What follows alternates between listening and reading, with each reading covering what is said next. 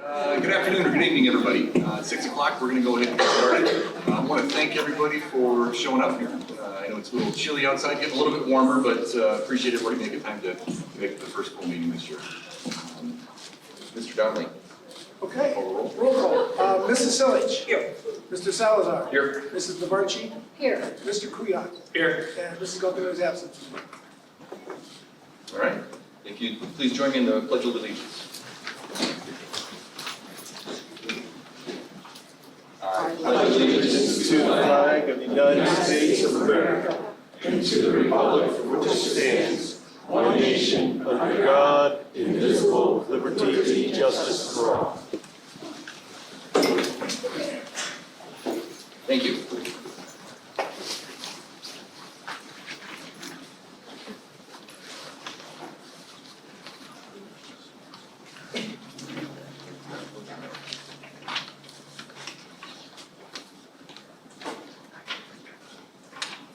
All right. So this is a meeting of the Board of Education in public for the purpose of conducting the school district's business and is not to be considered a public community meeting. There is a time for public participation during the meeting as indicated in the agenda. The Buckeye School mission statement: Buckeye's local school district's mission is to empower students to excel in a highly competitive society. Do you have a quick board member update, Mr. Spanner? Yeah, thank you, Mr. Salazar. Good evening, everybody. I want to make sure the board and the community is aware. We've got an update related to our Board of Education. We held an organizational meeting on January 3rd. You have to do that every January. One of the main tasks of an organizational meeting is to swear in any new or re-elected board member.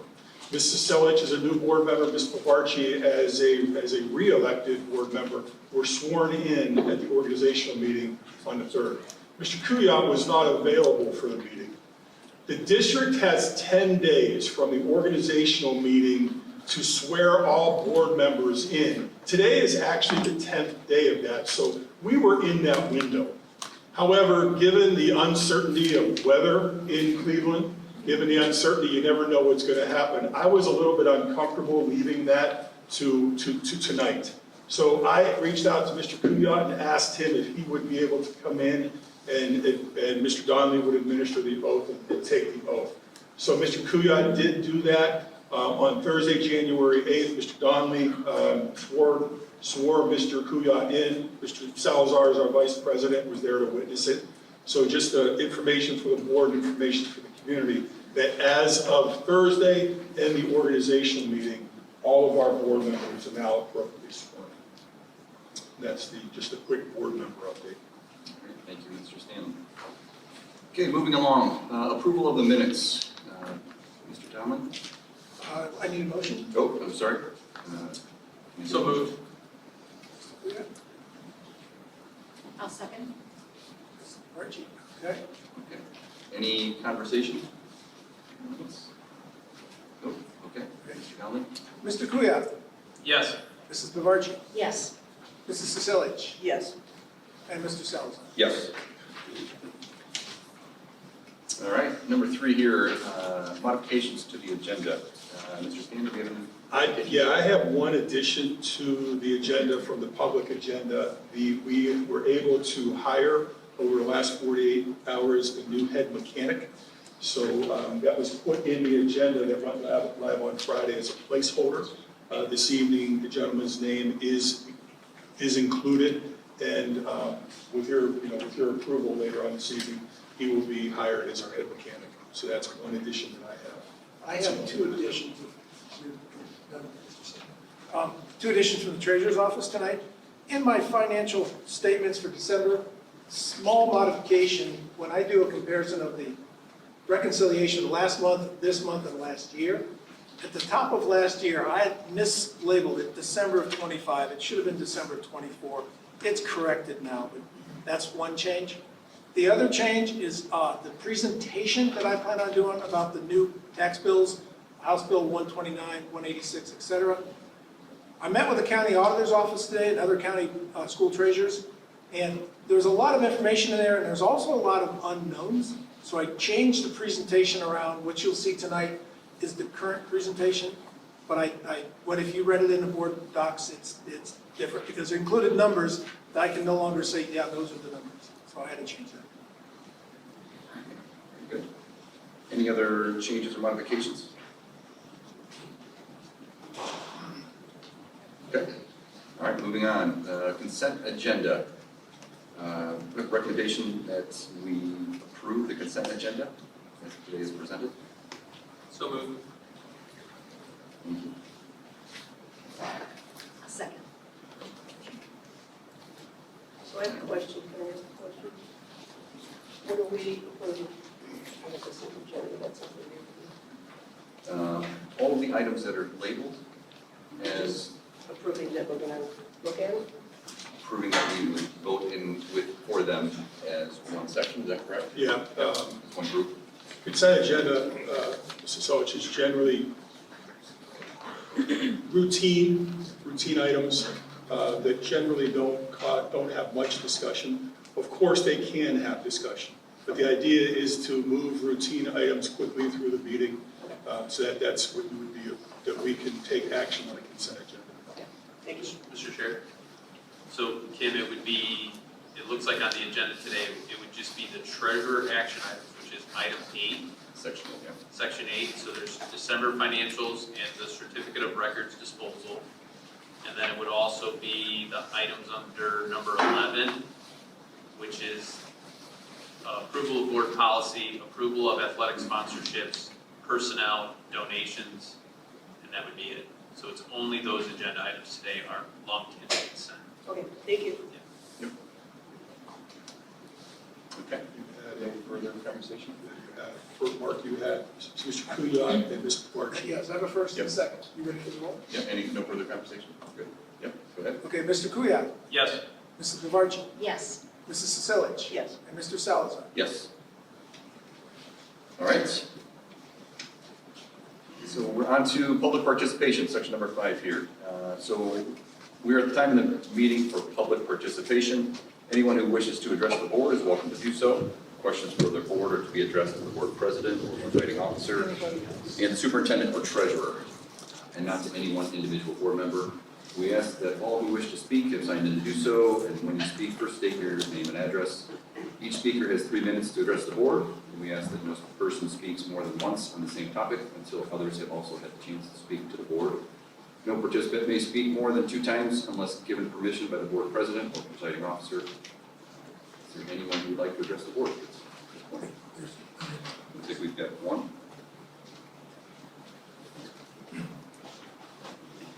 This will probably be 2-3 minutes, so stop me and restart me or just do 6 minutes, whatever. Cece Hudinger, 7463 Center Road, Valley City. I have a few comments. The busing situation. A few months ago, an employee who is now retired spoke glowingly about our transportation department and said that there are mistruths about that department being spread. I'm not sure what mistruths she is referring to, but I do know that department isn't retaining employees, and I'm not talking about the retired ones. These contracts you are being asked to approve tonight leaves many questions, and I'm hopeful to hear some good discussion about them. I am also hoping if any contracts are approved, they are considered only as temporary, meaning 3 to 4 months. There is much problem solving to do in that department, and these proposed contracts are merely Band-Aids and short-term fixes. I would also like to bring your attention to Ohio Revised Code 3327.10, qualifications of drivers. It states, no employee shall be employed as a driver who has not received their certificate. I have seen 3 times, including today, this board approving the hiring of Buckeye drivers who in fact are not certified drivers. Not only is this deceiving, it also seems it may be illegal. You are not hiring drivers because they are not certified as school bus drivers according to law. I believe this should be rectified. Facebook, Instagram, and social media. I will share my opinion with you about your recent announcement of now having Instagram for Buckeye, in which I posted on Facebook. I stated, that's just what we need, more time, money, and effort towards social media. It's a waste of time and money. There's absolutely no reason for a school to be so heavily involved with social media sites. I will also voice my opinion about the board meeting recaps presented by Mr. Stanton. They're edited and fluffed up, pretty recaps of meetings that are free to the public to attend and to watch on video or read in minutes, and it's a waste of time and money. I recall Mr. Stanton's comments about not being able to afford a full-time communications director, and I wholeheartedly believe these are steps in the direction to say in the future, we need one. You are systematically laying down the groundwork now to justify the need in the future. Speaking of social media sites, I made a comment on the Buckeye Facebook page about a January calendar picture post you had. I asked, why isn't the board meeting highlighted on the calendar? Immediately I received a private message from Buckeye reading, thanks for messaging us. Buckeye Local Schools Facebook Messenger is not monitored. Please email your building principal directly with questions. I responded, I think that's a lie. And why wouldn't it be monitored if it's, quote, the official communications page for Buckeye Local Schools in Medina? I would like to know who's in charge of the site and who has access to the site, which I have asked several times before, here and on that site. I never did receive an answer. I also find it peculiar that Mr. Kuyat spoke so passionately about staying off social media, and other board members seem to share that thought, yet here we are with multiple and growing sites. Mrs. Village? That's My- 3 minutes. Okay, I'm sorry, thank you. okay. I apologize. Ms. Huttinger, that's 3 minutes. And for everybody else, I apologize as well. It's my first meeting leading, so couple stumbles here. Go ahead. Okay. Yeah, she is the only one, right, Mark? Yes. Yes. Yeah, this is my last comment, it'll be short. The money transfer. I'm not sure why the money transfer of over $1 million needs to be filed with the state and the courts. So I want to say for the record, I think this excess money collected from the taxpayers should be returned to the taxpayers. About 25 years ago, the taxpayers voted on collecting money to build a new elementary school. The taxpayers have kept their end of the bargain, funding that project, and extra proceeds should be returned to where they came from, the taxpayers. Taking the excess and applying to a new high school project that was voted down 3 times by the taxpayers is wrong, and not the original intended use of the money. Not listening to the will of the people is neglect. Please make sure the attorney filing this case is aware of my public comment exactly as I stated it in this situation. Thank you.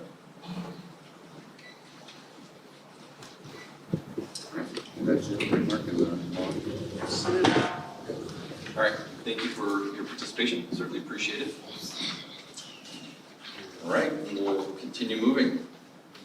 Next section is superintendent's information. That's good. All right, good evening again, everybody. Let me catch up with my notes. There we go. Okay, good evening, good to see everybody. We are at the part of the meeting that's the best part of the meeting, right? We're going to celebrate students. So January Students of the Month, we will start with Mr. Snook. Good evening, Adam. Come on up and, Miss Eisenman. You know what, I do that too, I'm sorry. So I apologize. Cyrus, do you want to come up?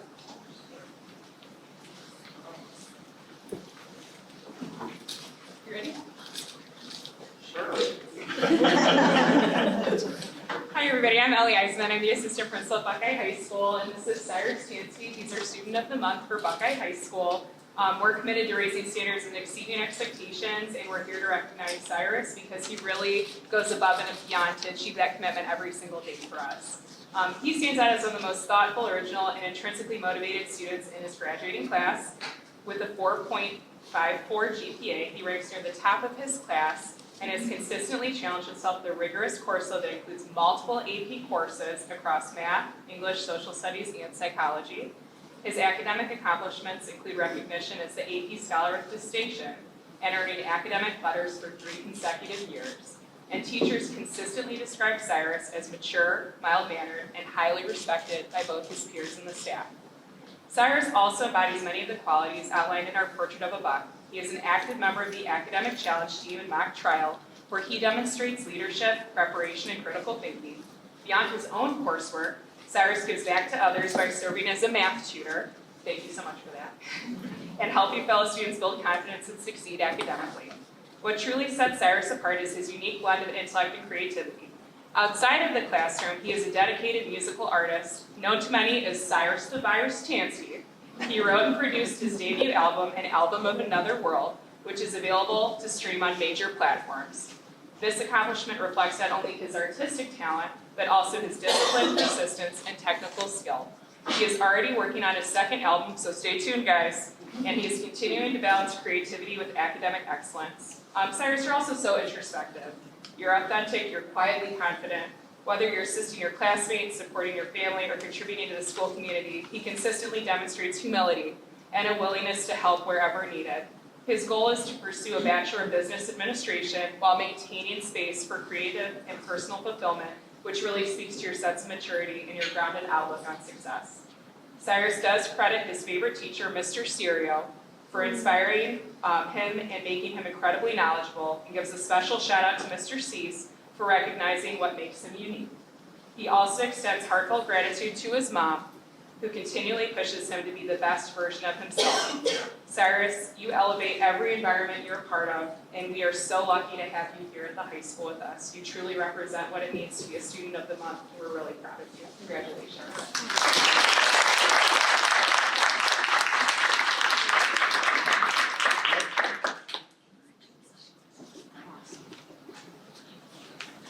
Nice job, Cyrus and Ms. Eisen. And just a reminder to everybody, our Education Foundation supports this program with the signs and with the plaques. And for everybody that is here, I would ask if you can hang for us during the student presentations. We have 3 more. We will take a break. When we take that break, we'll give everybody an opportunity to come up and take some pictures with your family and stuff. And then if you want to stay, you can stay, but you don't have to. Okay, and then we'll proceed with the rest of the meeting. So, all right, thank you, Ms. Eisen. That's a great start. Mr. Sauer, good evening. Our junior high school principal, Chris Sauer. Good evening. Carson, come on up. All right. It is my privilege to announce that Carson Perkins has been selected Buckeye Junior High School Student of the Month for January. His English teacher, Ms. King, who's here tonight, nominated Carson for his outstanding character, noting that Carson is a conscientious student. He is always trying to do his best. He's a very respectful young man. Carson is a good communicator. He always asks and gets clarification if he does not understand directions or concepts. He is a model school citizen at the junior high. In addition to that, Carson excels in advanced math and advanced language arts, though his favorite subjects are science and Project Lead the Way. He loves to utilize his talent for problem solving. He's equally active outside the classroom, balancing football and baseball, snowboarding, swimming, biking, chess, and even baking cookies. His goal is to attend college and pursue a career in the medical field, possibly as a doctor. So Carson is on a fantastic path. We are proud to have him as a model citizen at our school.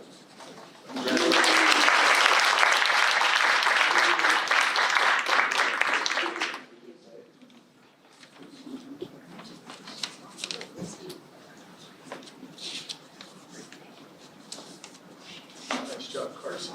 Mr. Sauer, thank you very much. You're excellent. Mr. Wilson, good evening. Hello. Mike Wilson, our intermediate principal.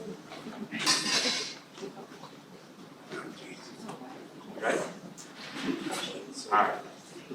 Good evening, everybody.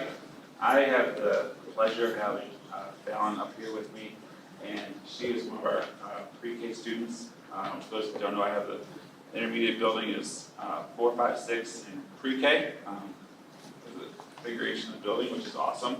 Because anytime that I need a break from what I'm doing all day, I go out to the pre-K room, and I'm just like, this is the best. And then I get to leave the pre-K room and be like, y'all have fun, I'm home.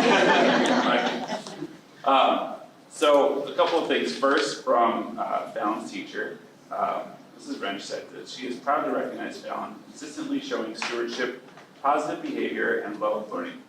She comes to school ready to participate, follow class rules, and try her best during activities.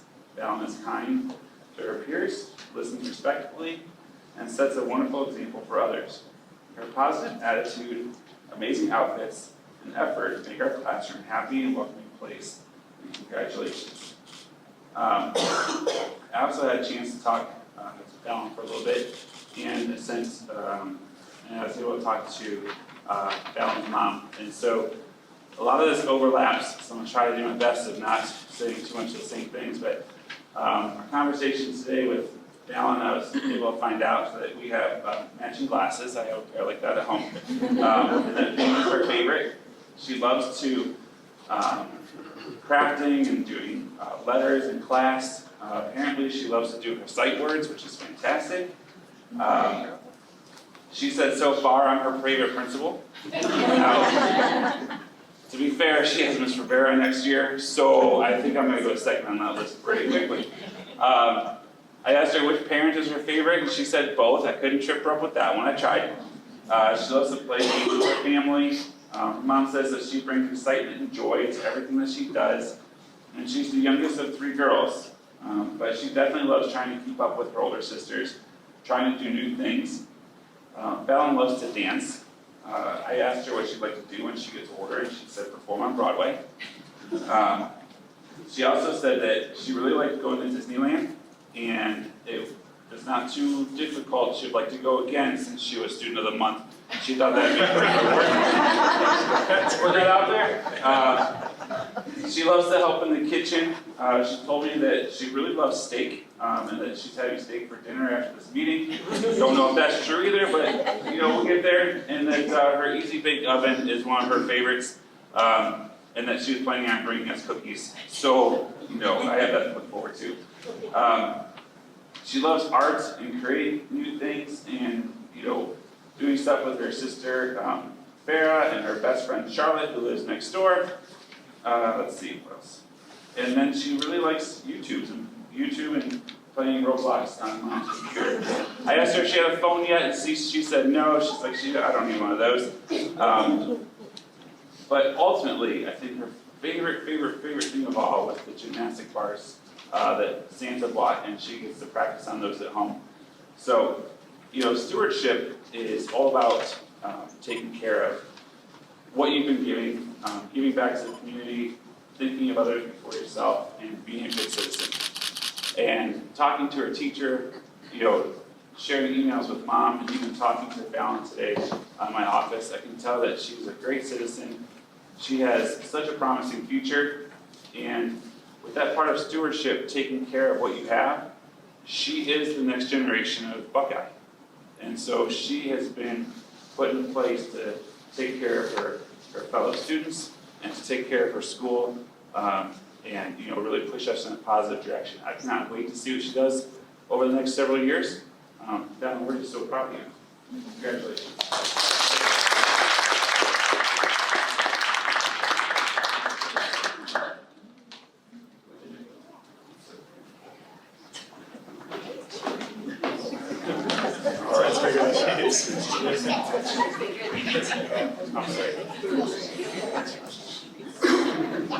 Nice job, nice job. Okay, Ms. Rivera, good evening. Come on up. Sarah Rivera, our primary school principal.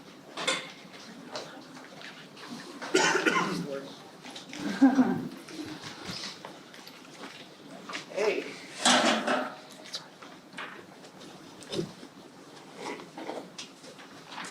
Good evening. I'm so excited to present Emmy Klingbeil for you tonight. So in the primary building, we focus on one competency at a time to try to help our students really understand what each one means. And in December, we focused our portrait of the Buck competency was stewardship. Students practice being good community members and thinking of others before themselves. And Emmy displayed outstanding stewardship qualities. Emmy is currently a 2nd grade student at Buckeye Primary. She loves being in school and especially going out to recess, where she enjoys playing on the swings or playing tag with her friend Callie. Math is her favorite subject in class because it comes easy to her and she really likes it. She looks forward to PE because they play lots of games. And when Emmy is not at school, she enjoys playing house and school with her little brother Ty. She stays busy with extracurricular activities such as basketball, soccer, and softball. At home, she lives with mom and dad, Nolan, Cole, Lainey, Ty, and their dog Rosie. Being a part of her family is special because in the summer, her family travels to Topsail, North Carolina with her mom's family. They rent a big house with a pool and they swim in the ocean even when it's a little cold.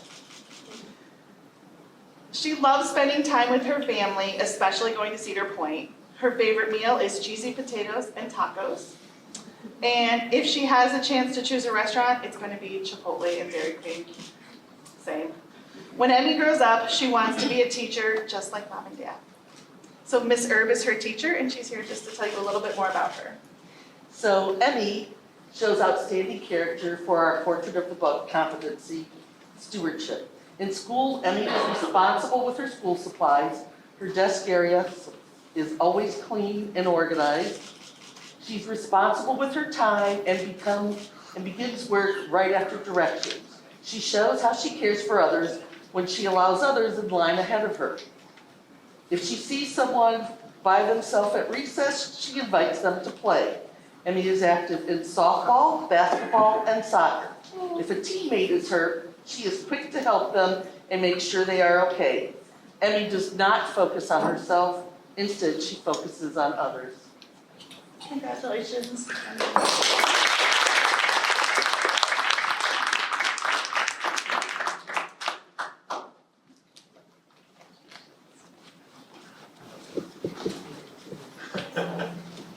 Nice job, Emmy.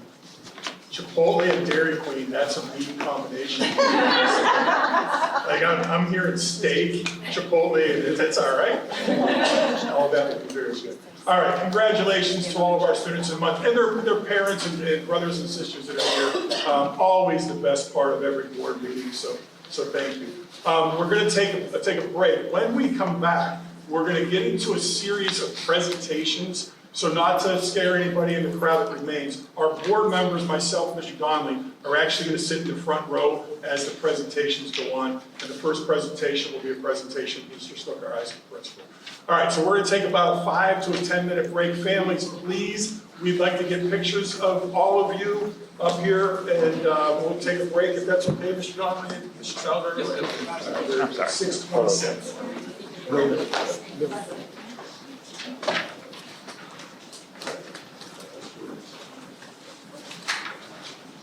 Okay, we're just going to go right from here. We'll start the rest of the meeting from here. As I said, we've got some presentations. Our first presentation this evening is actually going to be led by Mr. Snooker, our high school principal, with an amazing opportunity with us, with partnership with Cuyahoga County Community College. So Adam, good evening.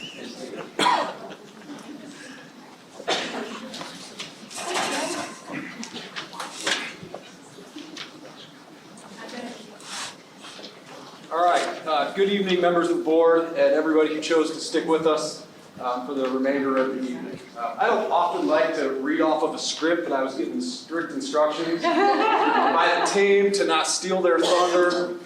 And truly, they deserve all the credit. This team right here, and Ms. Eisenman as well, really deserve the opportunity to share something that is truly going to set Buckeye High School apart from everybody else in the county and many schools and across Northeast Ohio. So I'm not going to steal their thunder. I'm going to let them do that, but I am going to read the script so I don't get. I was going to say, you didn't read the script yet. So again, thank you to the board, district leadership, and Mr. Stanton for the opportunity to share an important and exciting update this evening. The Buckeye High School team, in collaboration with our most popular CCP partner, Tri-C, is proud to present 2 strategic future enhancements to our College Credit Plus program. For context, College Credit Plus was introduced in 2015. It was designed to expand access to college coursework to students grades 7 through 12 at no cost to the student. As access to those courses has grown, we've closely monitored the performance engagement of our students engaged in those CCP opportunities. We've tracked the data, and we've identified many areas where our students have been successful. We've also identified areas where our students need additional support and have identified a new standard of support for the students. It is our responsibility. It's their home district. And we're going to do that. We're going to provide opportunities for our students to be successful in the CCP classes here on campus. So beginning in the 2026-2027 school year, we're going to be introducing a CCP lab course for all students engaged in an online CCP class to be able to provide supports to them, because many of our students, and the trend is showing that this is not reducing in numbers, our students are learning from home. And that's really grown in numbers since the pandemic in 2020. And our students who are learning from home have areas where they struggle to self-monitor and time manage. So we're going to make sure that we provide those supports to them so they can truly be as successful as they possibly can be. We're also going to talk briefly about an associate's pathway, which will provide our students the opportunity to not only graduate with the Buckeye High School diploma, but also an associate's of arts degree from Tri-C by the time they graduate from high school, which is not something we haven't had students do before, but we're looking to open up that opportunity to even more students in the future. So I'd like to just quickly introduce our Buckeye High School counseling team, Amanda Hogue and Jen Wish, and a special applause for Ellie Eisman, our assistant principal as well, who has been a great connection with Tri-C, as well as Dr. Janice Taylor-Hurt from Tri-C. So I'm going to stop and turn it over to the team. I think you'll move it for you, Amanda. Yeah. So we have two parts we're going to talk about. I'm going to start and kind of talk about probably the less exciting, but definitely needed and important part. It's our CCP lab class. And then I'm going to hand it over to Jen and Janice to talk about our Associates Academy pathway, which we're really excited for. So what we have found with our students who do CCP is that a lot of students opt to take an online with no set meeting time class, also known as asynchronous, which works for their schedule. We have more students than I've ever seen who are working at least one job, if not multiple jobs, while also being a multi-sport athlete, helping with younger siblings, helping at home. And so taking these asynchronous classes gives them more flexibility in their day, which is great, but a lot of them jump off from being in a classroom for 7 hours a day with a teacher in front of them, progress book, Google Classroom, all the alerts going off, all the reminders, to an asynchronous class with a professor who's not there in person, no set meeting times, no daily reminders, and a college level expectation to complete work, and deadlines that are deadlines. And so the struggle has been that these students can fall behind, they don't know how to catch up, they have not really had to email with the professor before. Technology can be an issue sometimes. Tri-C uses obviously a different platform, there's no progress book. They use Brightspace. And so when students hit these roadblocks, even if they're typically, a pretty strong student, they tend to freeze. They don't know where to go, they don't know who to ask, they ignore it.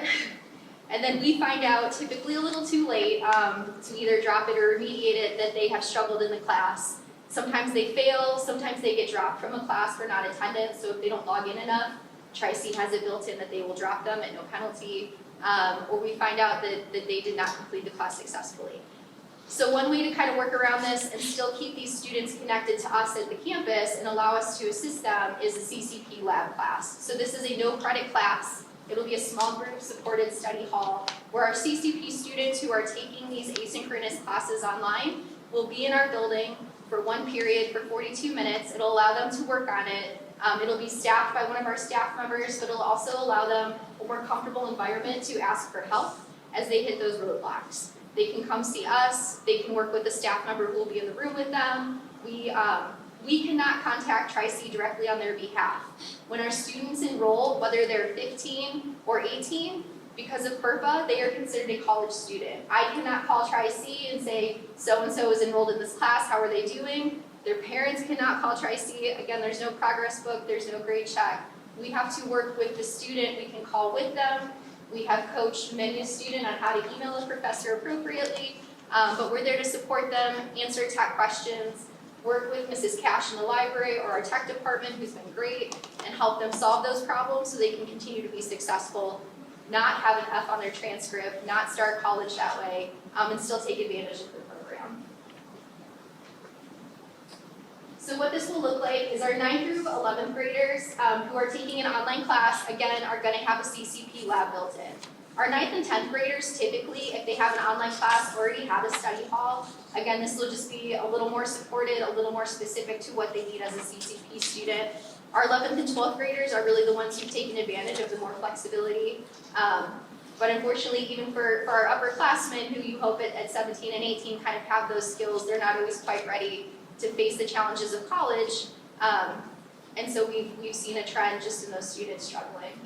For our seniors, they will only be required to have this lab if they are below a 3.5 GPA, if it's their first time taking CCP, or if they're put on academic probation. If a student, while taking a college class, falls below a 2.0 at Tri-C, they're automatically put on probation. They have 1 semester to bring that GPA back up. If they don't bring it up, they're actually put on CCP dismissal. So we're trying to avoid that. We don't want our students on probation. We don't want them dismissed from the program.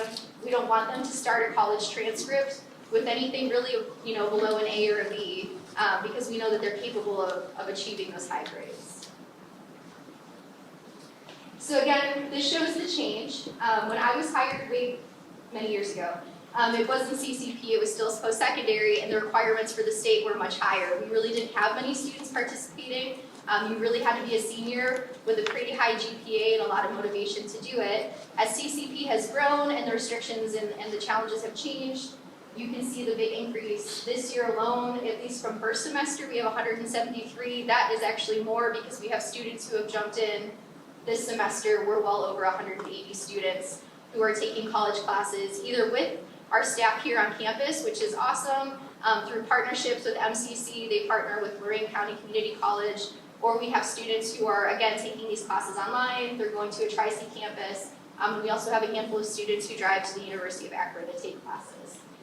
So the online class access has stayed the same, if not increased. Again, our students really do like the asynchronous classes. They enjoy the flexibility. They like the freedom to sleep in, to not have to be here by 7:28 a.m., to work, to do what they need to do. However, as these numbers have increased, so have the increases of our drops, our failures, our students who are getting C's and D's and are not able to move on or be successful in the program.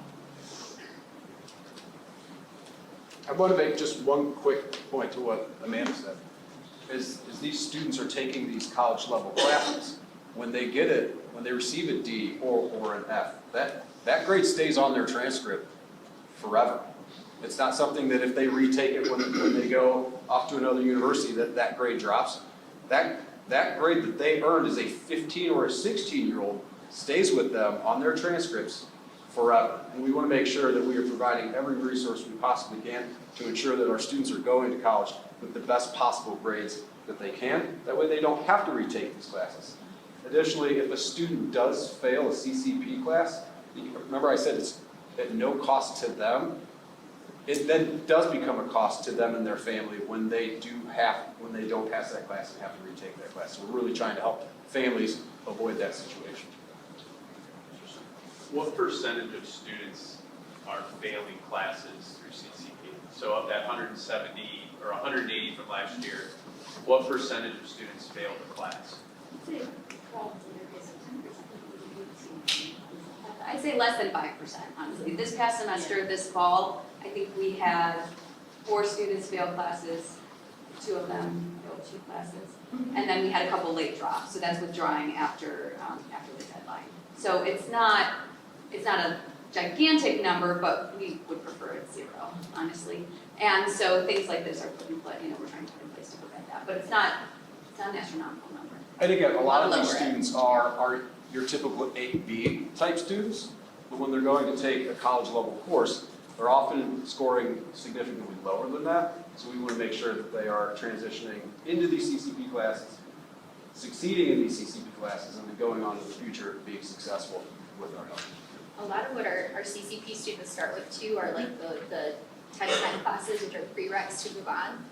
So when they do pass with a D, they might get the credit for the class, but they're not able to move on to that next section, because typically you have to have a C or higher. And so we, again, run into that issue where now we're in a second semester trying to scramble to find the rest of their credits because they can't continue with CCP, but we're halfway through the school year and, they replace them. So online classes, do you have to be in some type of a learning environment, or can you do those at home?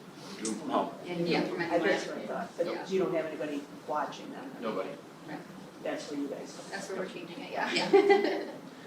If I may as well, I've had some of my kids that have done this as well, and I think having that structure, it is a big jump when you go from 7 to 3, right? Monday through Friday to no one's looking over my shoulder, I don't have to be here for a period of time. So this certainly adds a little bit more structure, I like the idea, right?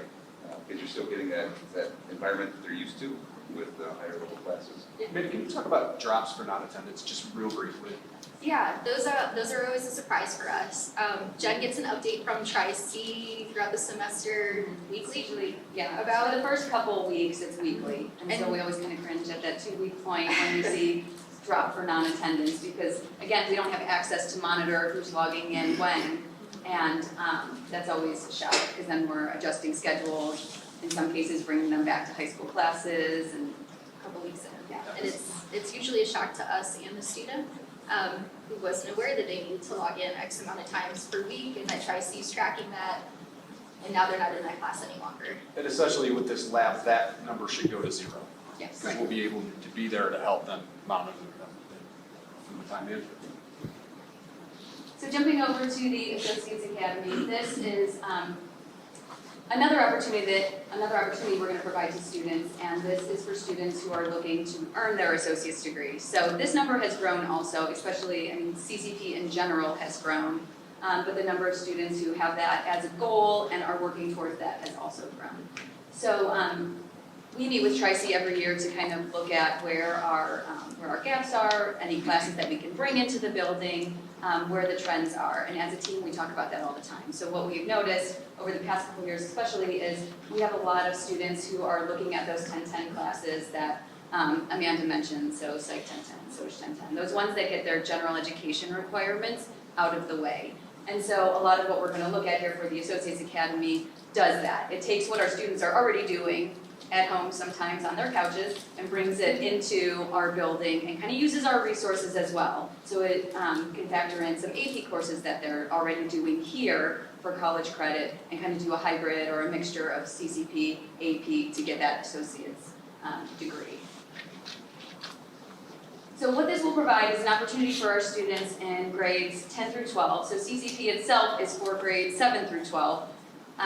We don't have a whole lot of 7th and 8th graders who participate. I can think of one right now off the top of my head for this year. In the past, we've had some students do this. But this opportunity we're putting for our 10th, 11th, and 12th graders because they're ready for that challenge. So we're looking for students to jump in 10th grade. And you might be thinking, well, 10th grade feels a little early. But when we're looking at the credits that they need for an associate's pathway, we're going to be looking at some AP 9th grade, some CCP classes 10th grade, and then springboarding from there. So that's why we're looking specifically at the 10th through 12th graders. For next year, in our first rollout year, we're really going to be looking at our current 9th graders who are rising up to 10th grade to get this started. So it's designed with high school students in mind. So that means we're taking that college rigor and bringing it back into the high school so that we have the supportive piece. So Amanda described the CCP lab, that's going to be more for like our casual CCP students who's taking 1 or 2 classes.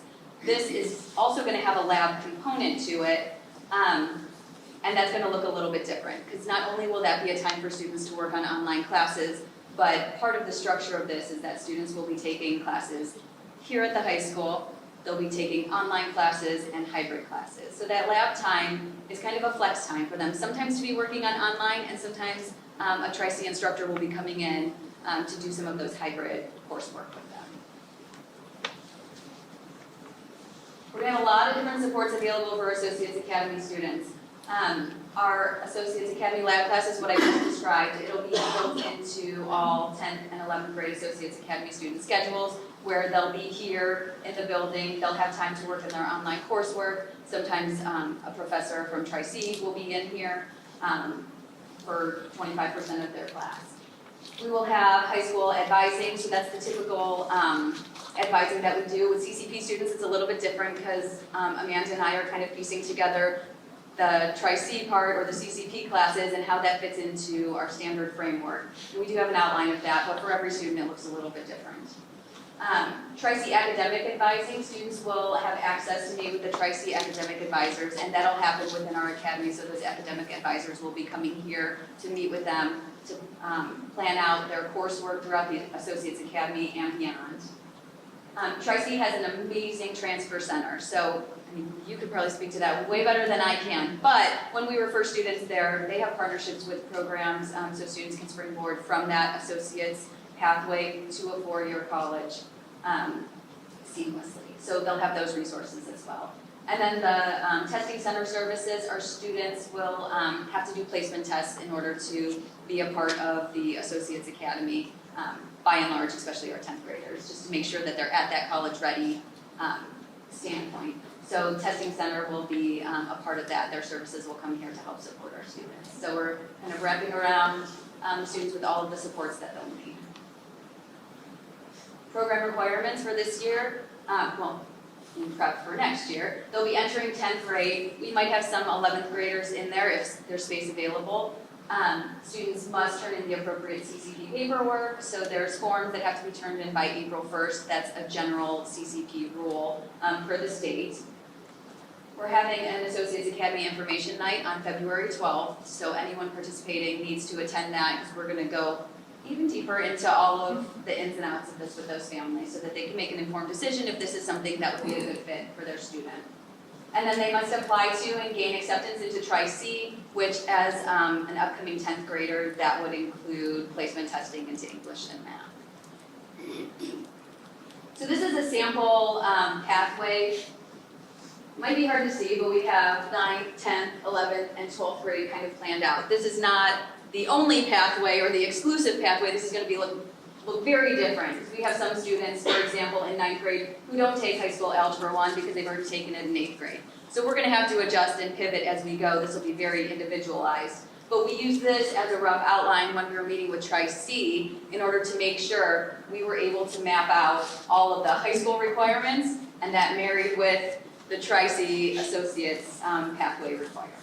So this is, if you're looking at this, we divided it out throughout the years. The highlighted courses are those that we do not have an in-house teacher to teach in a CCP way or in an AP way.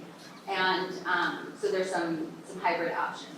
We also have some AP options that could go in here as well. So for example, in 10th grade, students could take AP US History and that would substitute in for a different course. So there's a lot of moving pieces that go along with this. But we wanted students to have a typical 9th grade experience to kind of get set with high school, and then this would be an opportunity for 10th grade.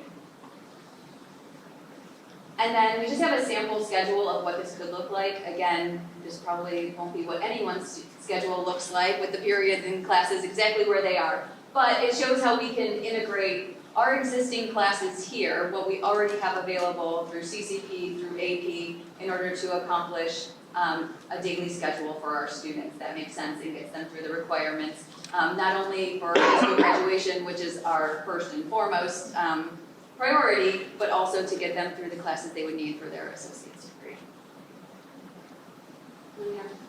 Dr. Janice Taylor-Hurd from Tri-C to talk a little bit more about their part of this. Wonderful, thank you, and thank you for having me this evening. This has been a wonderful partnership.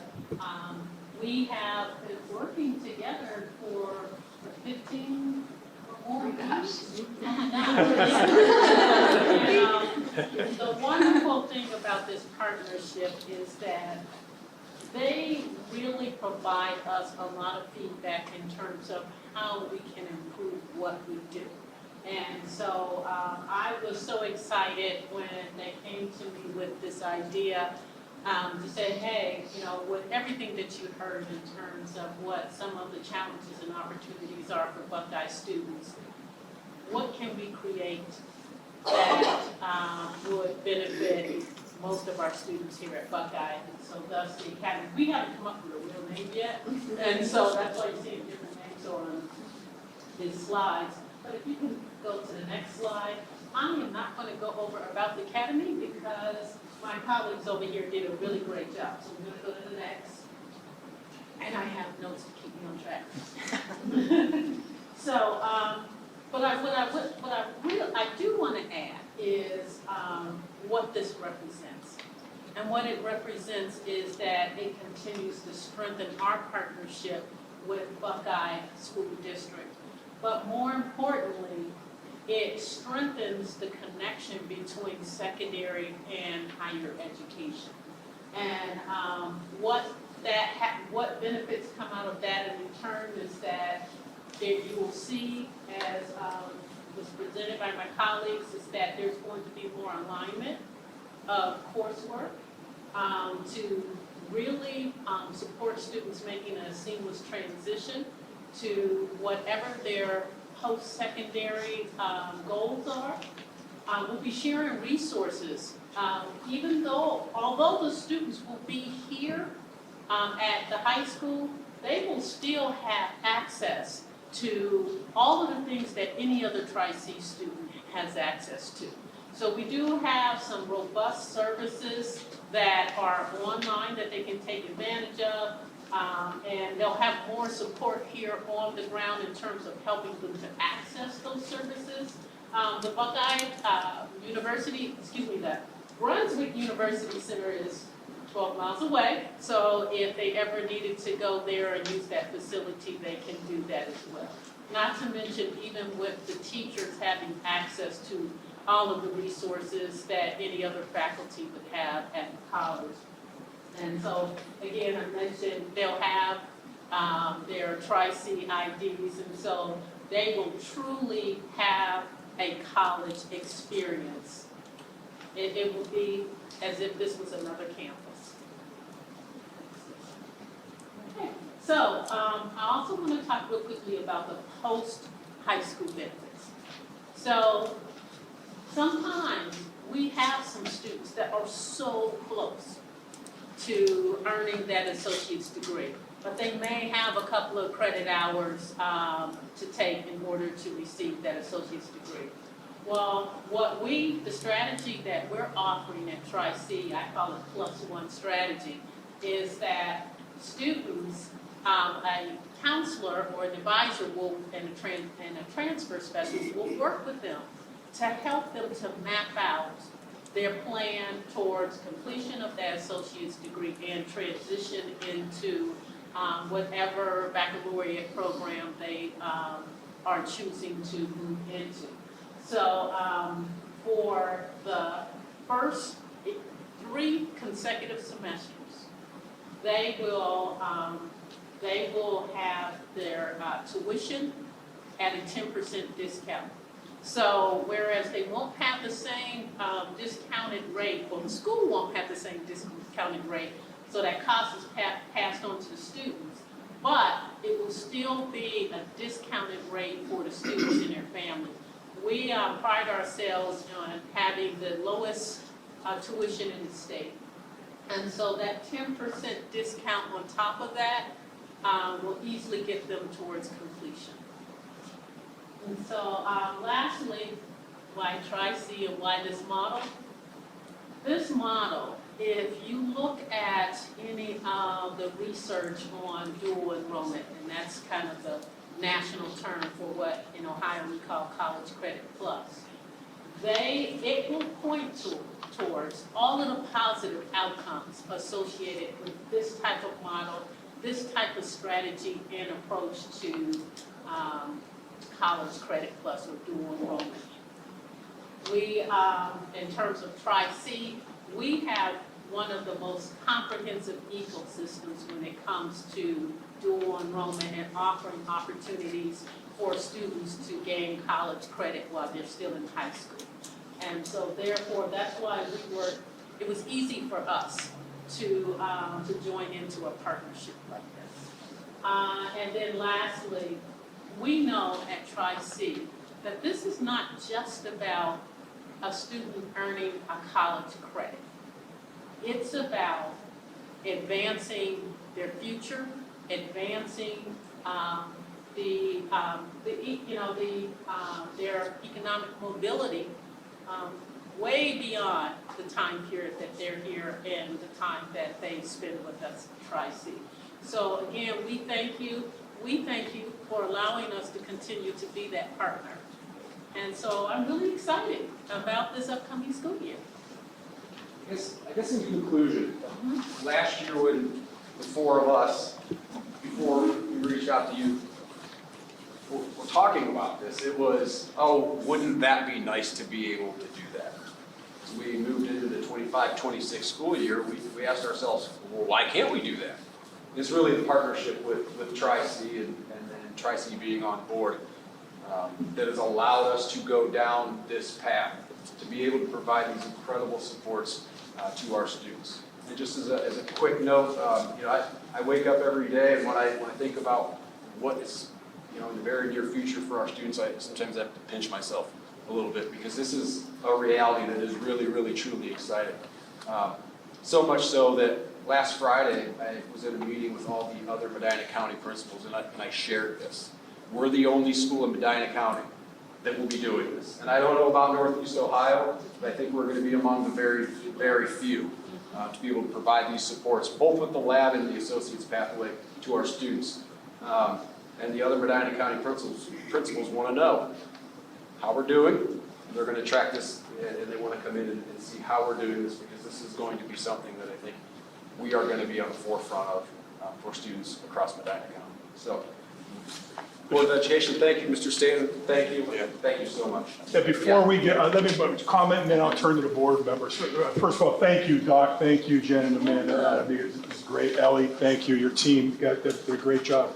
Right? I mean, the challenge is always provide opportunities for our kids, right, and support them.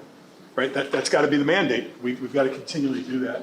And also an opportunity to lead with yes. Right? This idea comes and, okay, there's all kinds of reasons to probably find that we can't do this, but let's figure out a way that we can do this for our students. So thank you. We're excited about this. It's so easy to support from the superintendent's level, because it's good for our kids and it's providing more support. It's interesting, Adam, I know when you were at the high school Medina County principals meeting, I was also at a superintendent's meeting at the exact same time. Not the same place. They won't meet at the same place we will. I don't know why. But I got a phone call later in the afternoon. Hey, Jeff, what's going on with you and Tri-C? So from your meeting, went to the superintendent's, and I hung up. No, I didn't.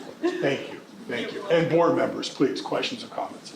Maybe just one quick thought here. I think the partnership that we've had for years has been terrific. I know I've bumped into quite a few recent graduates over the last couple of years, and I'm really impressed that they're going to four-year universities now, Beachy, Baldwin Wallace, and they're graduating actually a year early through this partnership, right? So that's saving their parents and the students $25,000 at least right there. So it really is terrific. This is a continuation of that. So thank you for putting this together. How is it going to be rolled out to the students?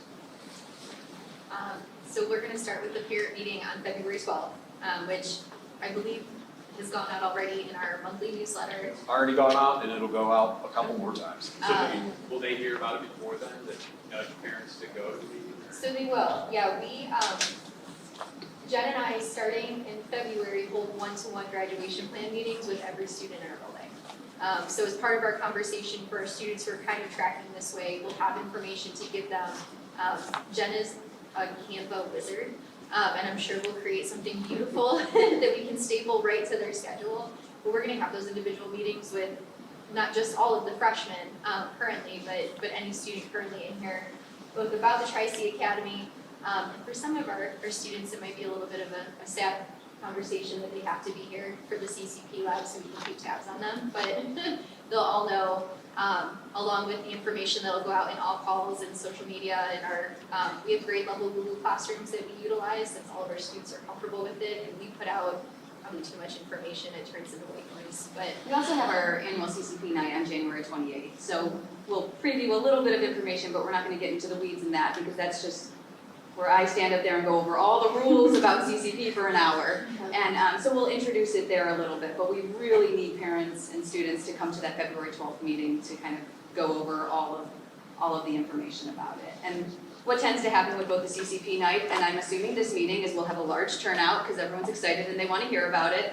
And then, it kind of dwindles down a little bit when, then there's testing and there's requirements and there's paperwork and things like that. So we're just going to encourage students who feel like they're ready to kind of follow through the process and, do that testing and make sure this is the right opportunity. Because it's not just about, putting students in seats in the academy. It's about putting the students who are ready and who are going to be successful.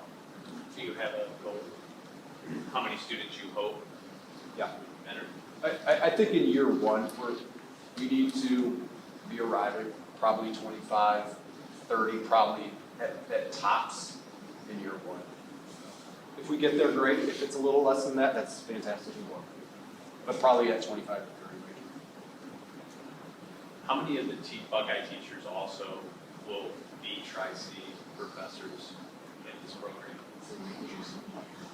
We're really lucky for the size of our school. We have quite a few teachers, and Mr. Hall is one of them. I made eye contact with him. Who are already adjunct professors through Tri-C. So we offer multiple math, English, communication, Spanish, science. We have a couple teachers who have already approached us and are interested in working towards getting the extra 18 grad credits needed to do like an intro to psych, which is probably one of the most popular classes our kids will take online. So we're going to hope to increase that, but we have a lot more in-house than a school for our size. Yeah. I think it's phenomenal. I applaud you guys for being innovative, and I love the idea of keeping kids on our campus to continue with that kind of social and emotional growth that sometimes they don't get. And I love that our teachers can participate as professors. I think it's heading in a tremendously innovative direction. It's good for us. I love the support. For some of the kids that really need that support and that structure and that just the connection. I appreciate that very much. All right. Thank you. Thank you so much.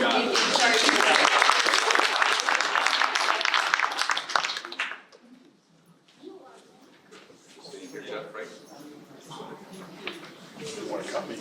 All right, I'll be sure. I was just asking, I was deferring the treasurer.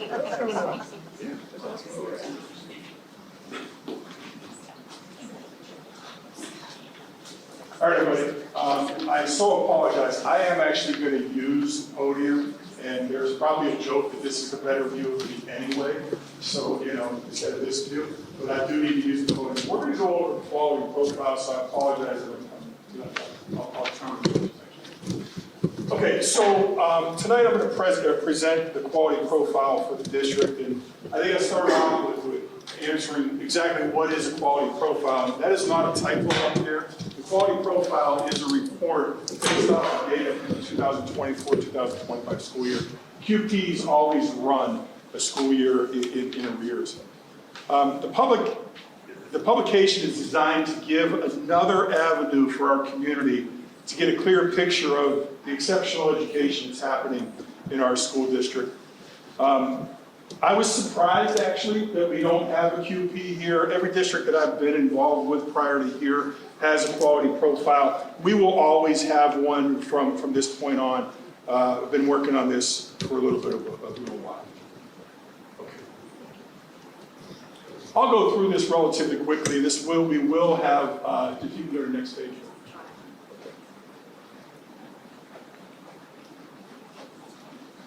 There you go, you got it. Okay, and I know it's hard to see this. This will be on our website tomorrow, if we can get it up that quickly, and we will send it out via social media as well. Okay, so the first page of the quality profile, first we're going to talk about our mission. Reminder, our strategic plan says our mission is to empower our students to excel in a highly competitive society. And our vision for the district is to prepare our students for academic excellence and a deep sense of purpose. The competencies that we talk about all the time in our portrait of a buck, right? They are to be a critical thinker, a great communicator. We want our students to persevere, be socially aware. We want our students to have integrity, that's important. Respect, stewardship. It's interesting to note that none of the things I just talked about show up on a state report card. They're not measurable. But yet we all know that these things are incredibly important. These are the soft skills that we want our students to have when they graduate, and actually when they move through the entire school district, and then ultimately graduate. So what were our strategic plan goals? Our strategic plan goals, where you see them up there, both internal and external communication, Of course, we need our students and want our students to achieve academically, and always enhancing our technology. Facilities is a major issue in this school district, and we're very fortunate that we're moving forward with a program, with a facilities plan to build a new high school and to make this school ultimately into where our junior high school students are, and move probably to a middle school type of configuration, which also will give more room for preschool at our elementary building. And certainly, we always want to be concerned about safety and security of our students and staff and the community. Finances are part of the quality profile, and we're always working on climate and culture and our business operations. And we're in the business of human beings, right? So human resources is always a part of what we do and identify it in the QP. Okay. So a quick, you can't see everything on here, but some quick items from facts and figures of our community. Our enrollment in 24-25 was 2,069 students. Our enrollment is relatively stable. Okay? Over the course of the next 10, 15, 20 years, we're not expected to lose a whole lot of students. We're not expected to gain a whole lot of students. So that will stay pretty standard there. Obviously, we have high standardized test scores in this district. We are a high achieving school district. Always recognize the Purple Star. The Purple Star is the commitment that the district has with military families. And every one of our schools has been identified as a Purple Star school in the state of Ohio, and that is not an easy accomplishment to get. Other things that are here, obviously curriculum is going to drive everything that we do in relation to our students, besides their safety. The enhancements to technology, safety, and security, and again, we have facilities on there. The next slide is just a quick snapshot of our academics, and I'll start with the beautiful picture clearly of the class of 2025. But to the right, I want to bring everybody's attention to our overall rating, and I gave a presentation on this at a previous board meeting a few months ago. Our curriculum director, Mrs. Elias, gave a presentation as well. But this is important information to have. The profile on the right-hand side, it shows that we're a high-achieving district, but we're not satisfied with that. We want to continue moving forward, because if the goal on this measure is to be 5 stars, we want to be 5 stars. All right, and you see a 5 on there. You see some things that trend very well. I mentioned a little bit before our standardized test scores, our ACT scores, our SAT scores. Those are going to come up. We always score higher than the average, but we want that to achieve even more. I want to point out the progress component, and I mentioned this before. The progress component up there is a 2, and we are not happy with that score. As I mentioned before, we were surprised by that score. We have spent a lot of time this year and even the end of last year focusing on where that score is and where we think we need that score to improve. And again, that is progress monitoring. And what we think we established here in the district is, for a long time, we were probably focused on achievement. And we absolutely need to continually be focused on achievement, but we slipped a little bit in progress. We are dedicated a lot of work in instructional focus and working with our teachers, our building principals, leading this to make certain that our progress monitor, our progress rating continues to increase, because that is not an appropriate score for us. Some other academic things, I mentioned these before. Obviously, CCP, how can you have a better presentation than the one that was before me? We offer a ton of AP classes, honors classes, foreign language here, college and career readiness, a big focus of what we do here. Thank you. Okay, and as we go through all the other items that are on there for all of our students from a pre-K-12 perspective, right? All of our co-curriculars, all of our fine arts, all the things that we do here. And then I'll mention a little bit of our co-curricular and our extracurricular activities as well, because Amanda or Jen mentioned in the last presentation, for the size of the school district we are, the offerings that are available to our kids. I say the same thing here from a co-curricular and extracurricular perspective, because of the success level that our students and our staff has. In some ways, the current year that we're in right now has been record-setting in the co-curricular, extracurricular area, which is certainly something we want to consider. Athletics, talked about this a little bit, maybe I was a little premature on that, but we've had an incredible amount of success for athletics. And I'll give, Mr. Myers was here, I'll give him some credit. One of the items that John has been very much focused on is getting more of our kids involved in athletics if they want to be, and supporting them. And also looking at programs that maybe aren't traditional programs here, but programs that our students might want going forward. An example would be girls lacrosse that we're running as a club sport. An example potentially going forward might be flag football for our girls, right? Things that are not usual kind of athletic opportunities for kids, but things that kids are saying to us now, hey, we might be interested in these things. So we're very happy about where we're at from an athletic perspective, and hoping that growth continues. From a finance perspective, I promise Mr. Donnelly all the time, I am not going to be the person talking about finance, but we have this page in our QP as well. I think it needs to be there. I am always intrigued by the performance index, because the performance index is comparing the success of our students with the amount of support that is given by the district, but basically through local monies and not money coming from the state. Okay, the rest of the QP really is just information on who our principals are, how you can reach out to the district, all those type of things. And you can just take us through the end. Okay, so the QP is simply another resource for the community to see what we do here, some of the successes we have, and even some of the challenges we have. Look, there are things on the QP that we could have left off, and we wouldn't have had to discuss them, I guess. But there are areas that we are certainly looking to continually improve.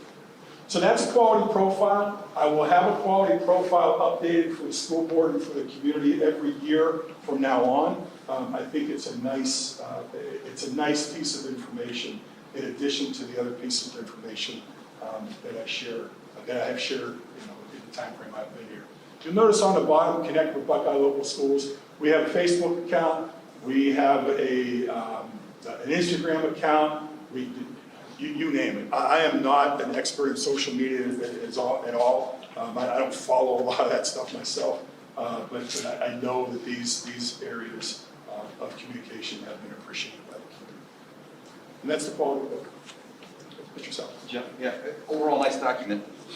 You mentioned we're going to share this online, which is good. We know that not everyone's going to be able to find that as well, if you don't seek it out, you know the notes there. And some of the feedback we've heard over the years, right, we need to continue to improve and increase our communication. I think it's worth a discussion on how we share this. I know we do some mailings every year.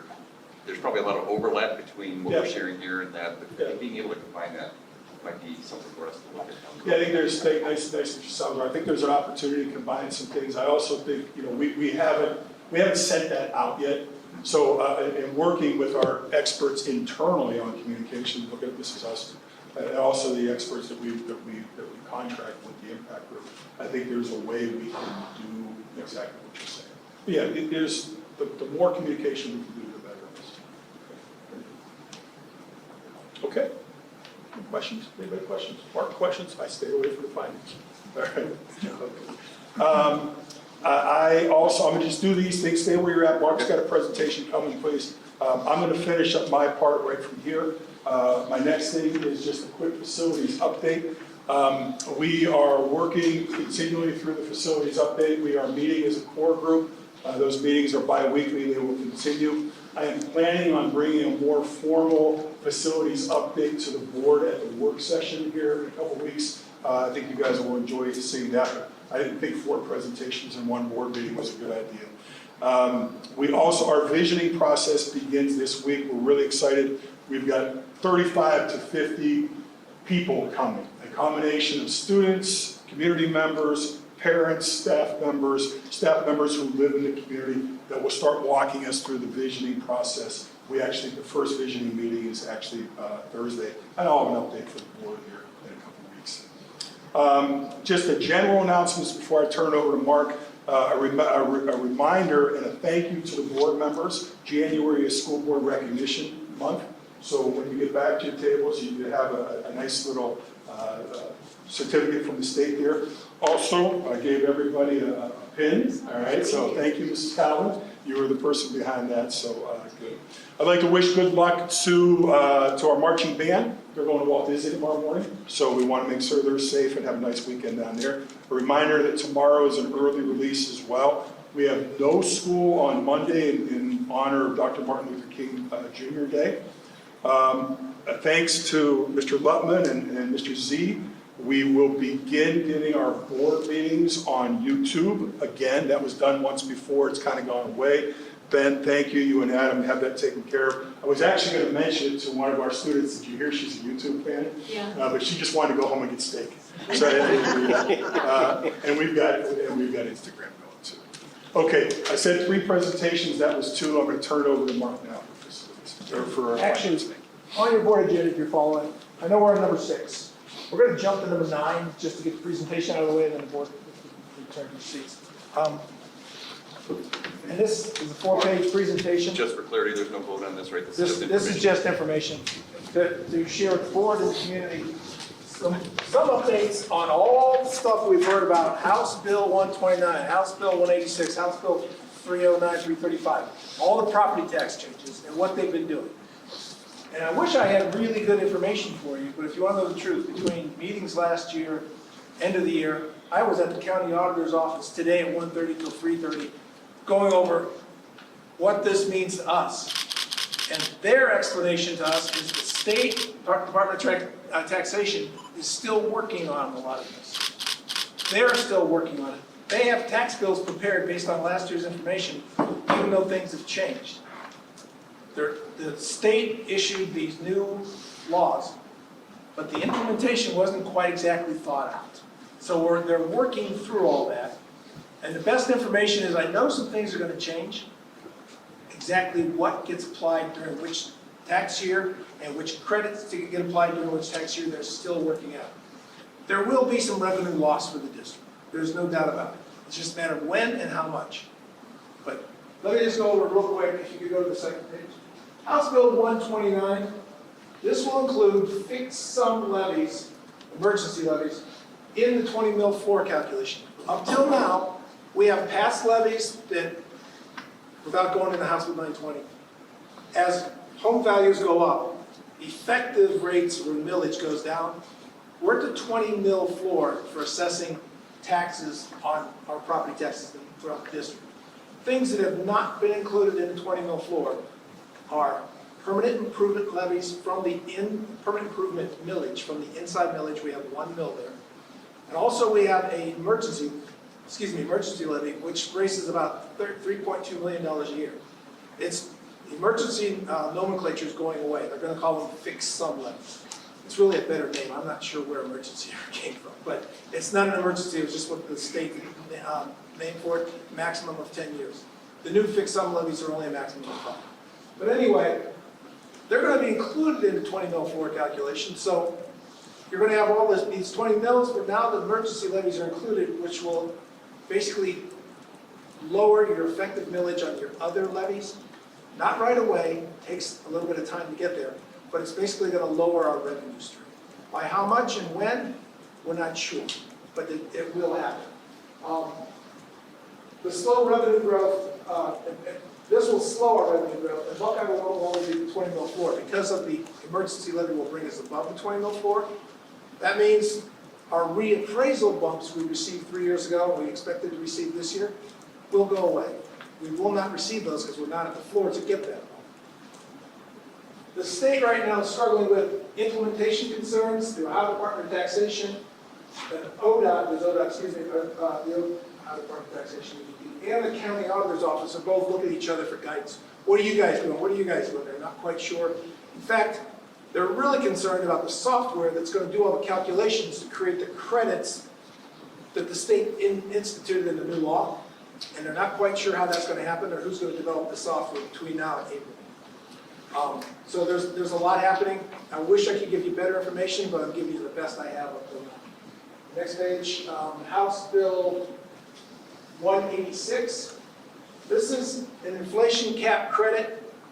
The value, our levy increases were tied to property values in the past.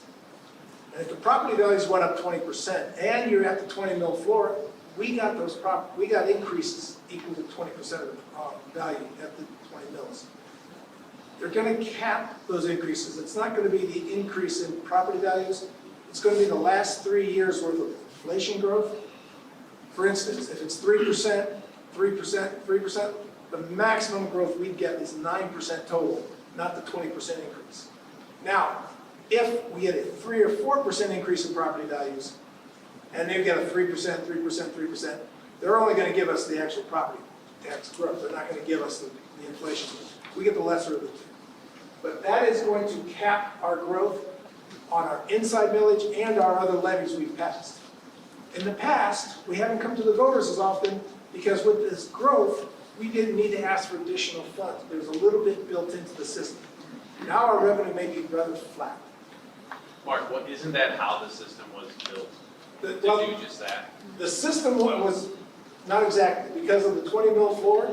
Once school districts reach the 20 mil floor, that happens because over time, if you don't pass additional levies, the effective rates of your levies you do have out there go down. And once you hit 20 mils, now when the property values go up, your revenue goes up.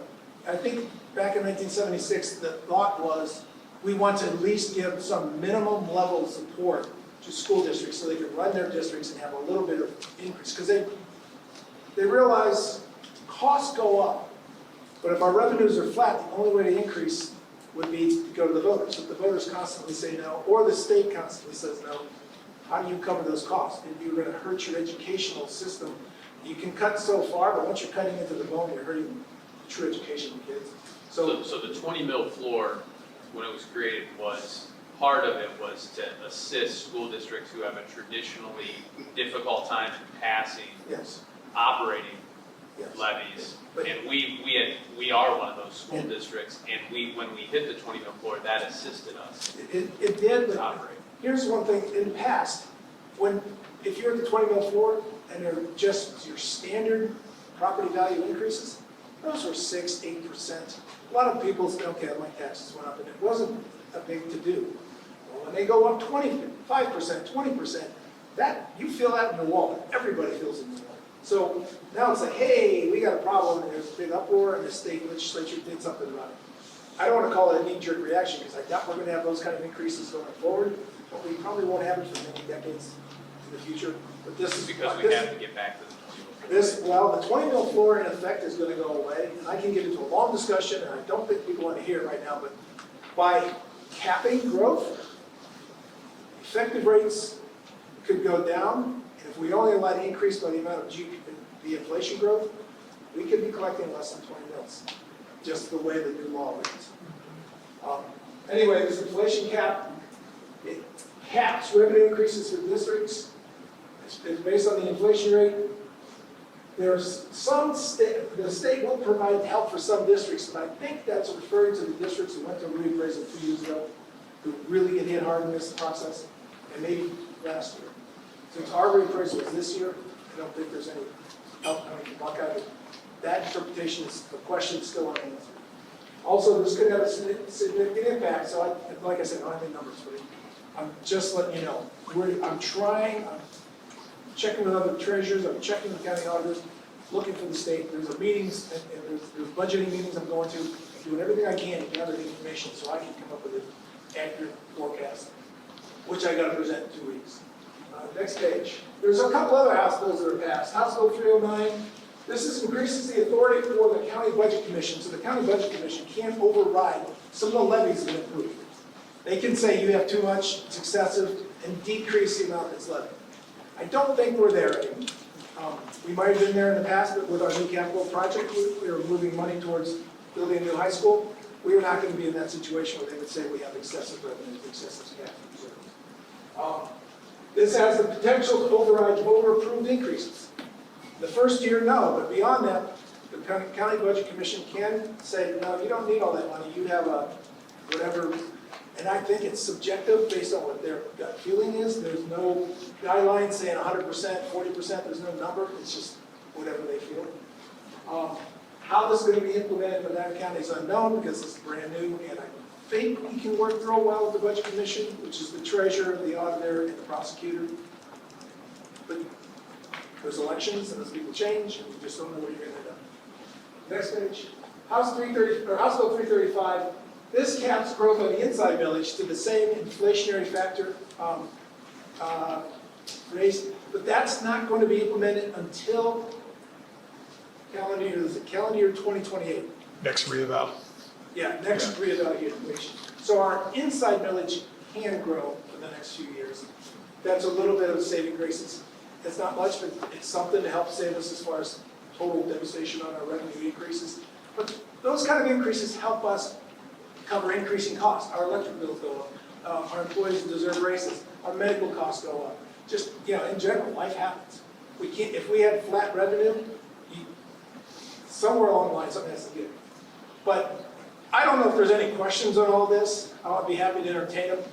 But I'm basically telling you, there's so much out there I don't know, and I've got questions. What do you know? And we're working on it, and I'm trying to find out as much as I can. But there's a lot happening. As soon as I know better, probably mid-April, I'll have some information. I may do a 5-year forecast update in May, just to update the community on what I see and what we expect in the future. Any questions? So when you say there might be a significant impact on Buckeye, what does that mean? We could lose millions of dollars in taxes based on how they apply it and when they apply it, and if it's applied based on certain calculations that the county auditor says they're thinking about, but they don't know how they're going to implement. And because there's so many different House bills, they all seem to work sort of the same way, but once we're above the 20 mil floor, some of these things don't matter to us, but they will matter once we go back down on the 20 mil floor as property values go up, our effective rates go down. There another question? I was actually going to ask, what do you mean by significant? Yeah, well, I cranked some numbers out, worst case scenario, and it looks like we could lose up to in 2 years, and this is part of our emergency levy falling off. But we could lose about $1.5 million more than was on the last 5-year forecast. I mean, I had us going down because of the emergency levy going away, but maybe $1.5 million more in that same year, and the next year even more than that, just because of the inflation cap to our growth instead of the actual growth. So you're saying in 2 years, when the emergency levy falls off at 3.2 million, plus a potential 1 to 1.5 million, so you're looking at 4.7. That's a possibility. Right now, I'm going to guard that comment and say, I truly don't know. And the county auditor, he said he didn't know. The only thing he knew for sure, the inflation cap for inside millage won't be applied for 3 more years to the next 3 years. He says everything else, he goes, it's up in the air. Because of the implementation, when they pass the state, all these new laws, they say this is the rules, but the implementation is usually a big piece of it. They leave it up to the Department of Taxation and county auditors to figure out. And one of the big problems they have is the software to do all the credit calculations. Mark, thank you for putting this together. There's a ton of variables. Yes. Right? We don't know all of those yet. I think as we go through, I think I would agree with both questions here.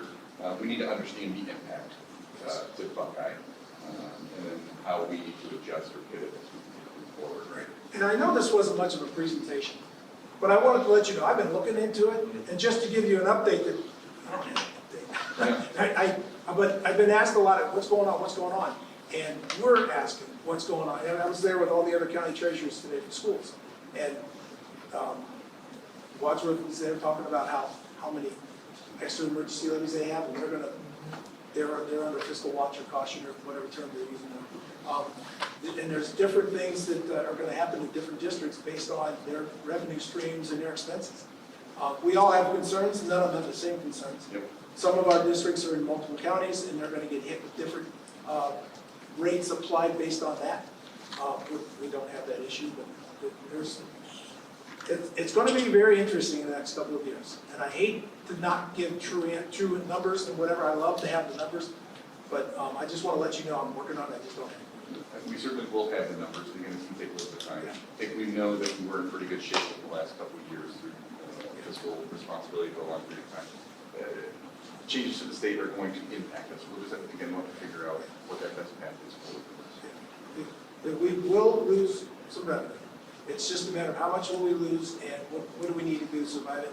And just to be clear, the cash we have, the cash we spend, and the cash we bring in make up, how we manage our district. I'm looking at all three angles on that. Are there ways we can cut some costs? Is there a way we can increase revenues? All that stuff. As the picture becomes clear, I'll bring additional information to the board for presentation. Thank you for your time.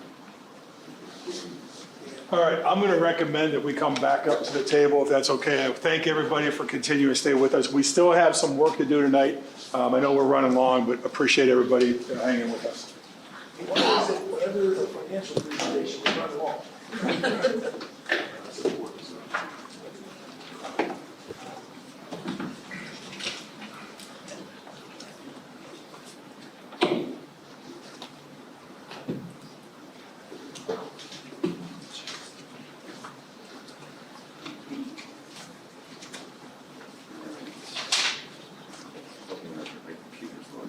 We are now, that was section 9, correct? Yeah, we need to go back to section 7. Mark's got action, Mark's got- non-consent. Yep, non-consensus, so treasurer action items, Mark, this is you again. Okay, the first item under the treasurer's non-consent item, which basically I'm telling you we need an individual vote on this. This is our annual tax budget that has to be prepared and sent to the county auditor. It needs to be ready for examination by our organizational meeting, which was on January 3rd. The information had to be prepared based on what I had available to me in December. Our meeting with the county auditor says they realize they're not going to be to the penny accurate. Submit what we have and we will work our way forward as best we can. But I do need approval from the board. It by law must be submitted and filed with the county by January 20th. Is there any questions about our tax budget information that's on the agenda? Okay, so I'll take a motion. So moved. I'll second. Okay. Okay, Mr. Kuyat. Yes. Mrs. Pavarchi. Yes. Mrs. Sisilich. Yes. And Mr. Salazar. Yes. Okay. The other item tonight, which actually got brought up in public comment, is a resolution to transfer money out of the bond retirement fund 002 to the capital projects fund 070. And just to give an idea, there is $1,014,000 in that account. And people could say, well, how did that end up there? What happens for almost all municipal bonds, all school bonds? County auditors will assess taxes so we can pay our debt, but they don't know about delinquencies. So if you do the math, that $1 million over 25 years works out to a little over $40,000 collected per year. Considering our payments are $1.5 million, and they used to be higher before they refinanced, that's 2.5, 2.6% extra collections per year to ensure we don't default on our loans. It's a process followed all across the state by all county auditors to ensure we have enough money to pay our debt. So at the end of the bond payoff, every school district, when you pay off a bond, will have some money left. The money that is left, since it was collected to pay for a capital project debt, the funds can be used by the district, but they must be used on a capital project. You can't turn the lights on, you can't pay salaries with it. It has to be capital projects, that's the law. In order to get it approved to put it into a capital projects fund, it is required that we have a vote of the board, and it does require 2/3 majority, which in our case requires 4 positive votes.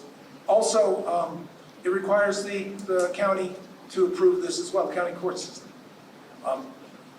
And last summer when we were putting together our capital project plan, we looked at cash reserves we had, cash we had coming in, and what else is available out there. And this $1 million was sitting there, well, it wasn't sitting there yet, but we knew it would be somewhere between $900,000 and $1 million based on what was currently in the account, what was going to be collected in the first half of this fiscal year.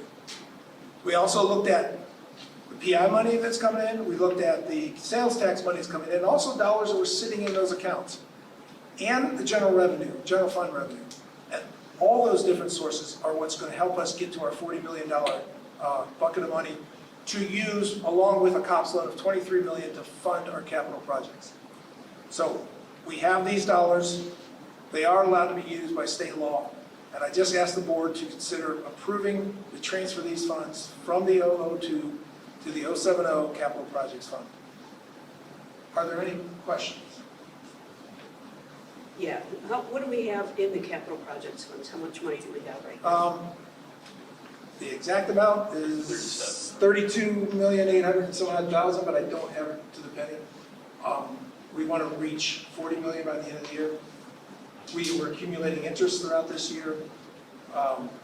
This $1 million plus about 2.5 million between the PI money and the the sales tax money. And there was going to be roughly $3.2 million transferred from the general fund into capital projects to get to that point. However, I am thinking that maybe we don't need to transfer 3.2 million, maybe it's 2 million to get to that point, and allow the interest to accumulate in the capital projects fund to get us to our $65 million budget, to keep a little bit more money in the general fund. We need to take a good look at that and maybe, just go back to the drawing board a little bit to make sure that we have everything we need for capital projects, and make sure our general fund has plenty of money in it too. So this 1 million has to be put into the capital projects? It cannot be put in just to the general fund? No, it cannot be general fund, it has to be spent on capital, because it was collected and assessed initially for a capital project debt. So I have it pulled up because I looked at this earlier in the year about some other questions that came up. It's actually Ohio Revised Code 5705.14 related to fund transfers. It's also Ohio Revised Code 5705.15 prohibited transfers. And then it's also in the Ohio Constitution under Article 8, Section 2F. So this is in essence what it says. 5705.14 says, allows transfers of unexpended bond funds to the bond retirement fund or to a specific permanent improvement fund. 5705.15 says generally prohibits transferring proceeds or balances from bond issues to other funds. And then Ohio Constitution states that remaining funds after bond retirement are disposed of as provided by law, often staying within the bond fund for future debt or specific uses, primarily capital improvements. So it can't be used anywhere outside of, something to do with construction or bonds or things like that. Yeah, and another point I didn't make earlier, the idea of giving all these dollars back, to go back over 25 years worth of 7,689 parcels, and all the owners that had them, and tracing back how much they paid and how much was considered overpayment, if you just averaged it out, it's like $5.28 per year per parcel. And the logistics of doing that and trying to give it back to the people who paid it, you use up so much staff time, you probably use up half the bond fund that you try to get back. I mean, I would challenge that it would be illegal, Mark, to be honest. Well, exactly, but it is illegal, but if it were legal, it'd be logistically a nightmare. And I think that's why they put it in the law on how to resolve the over-collected dollars and what you can do with it. And quite frankly, since we have a capital project, it's a perfect fit. I have no problem. I for 25 years, I voted for it, I've paid for it 25 years. I don't need the money back. I just don't know if the taxpayers wanted it to go to a new school. That's my point. I mean, I guess we can't put it anywhere else, but, obviously the bond was turned down 3 times, and now we're taking taxpayer money and putting it into the school that we didn't approve.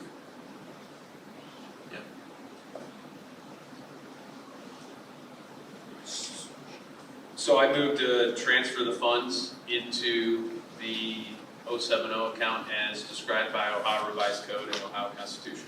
Okay. I'll second that. Second. Any further discussion at this point? Right, Mark, we would have, Okay, Mr. Kuya. well, no, I'm sorry, any further discussion? We would have another point for discussion here, right?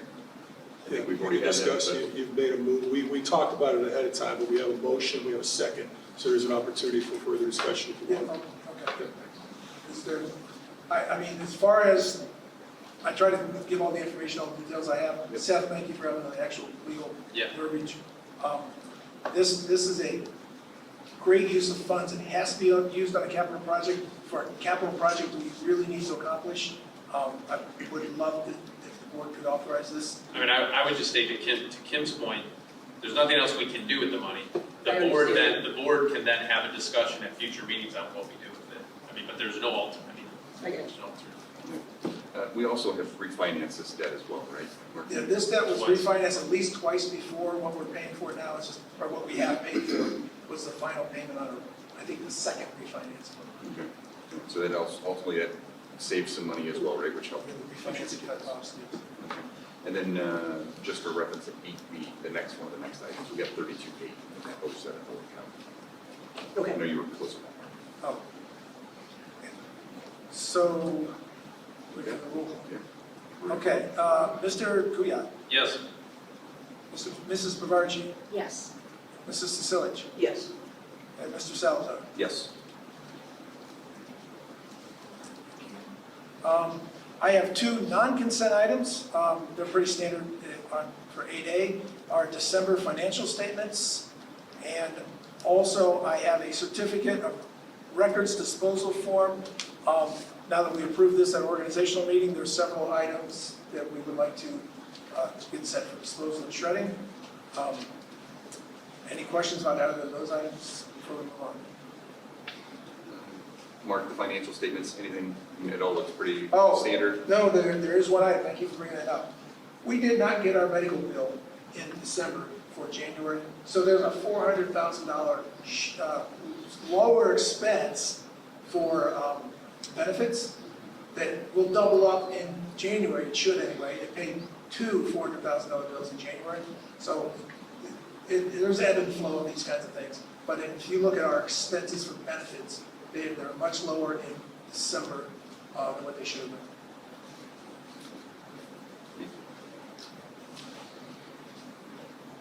Okay, so this was Yeah, 8B, is there Yeah, consent? nine's already Okay. done. Okay. All right, anything else, Mark? No, I'm done. You're probably tired of hearing from me. That's all right, we've already completed 9, right, so we're good there, so we're gonna go into superintendent No, recommendations. we need a motion. Oh, these are consent. Yeah, so we have more Sorry. consent. Okay. That's what those are. So thank you for keeping me in check there. Only screwed up twice so far. Ours are all. Okay, to me? Yes. All right, thank you very Superintendent much. Okay, again, thank you, everybody, for hanging with us. A lot of important stuff tonight, and I appreciate everybody being here and sticking with probably what has been a little bit longer of a board meeting than we usually have. Okay, I have two non-consent items as well. Each will need an individual vote if they come up for a vote.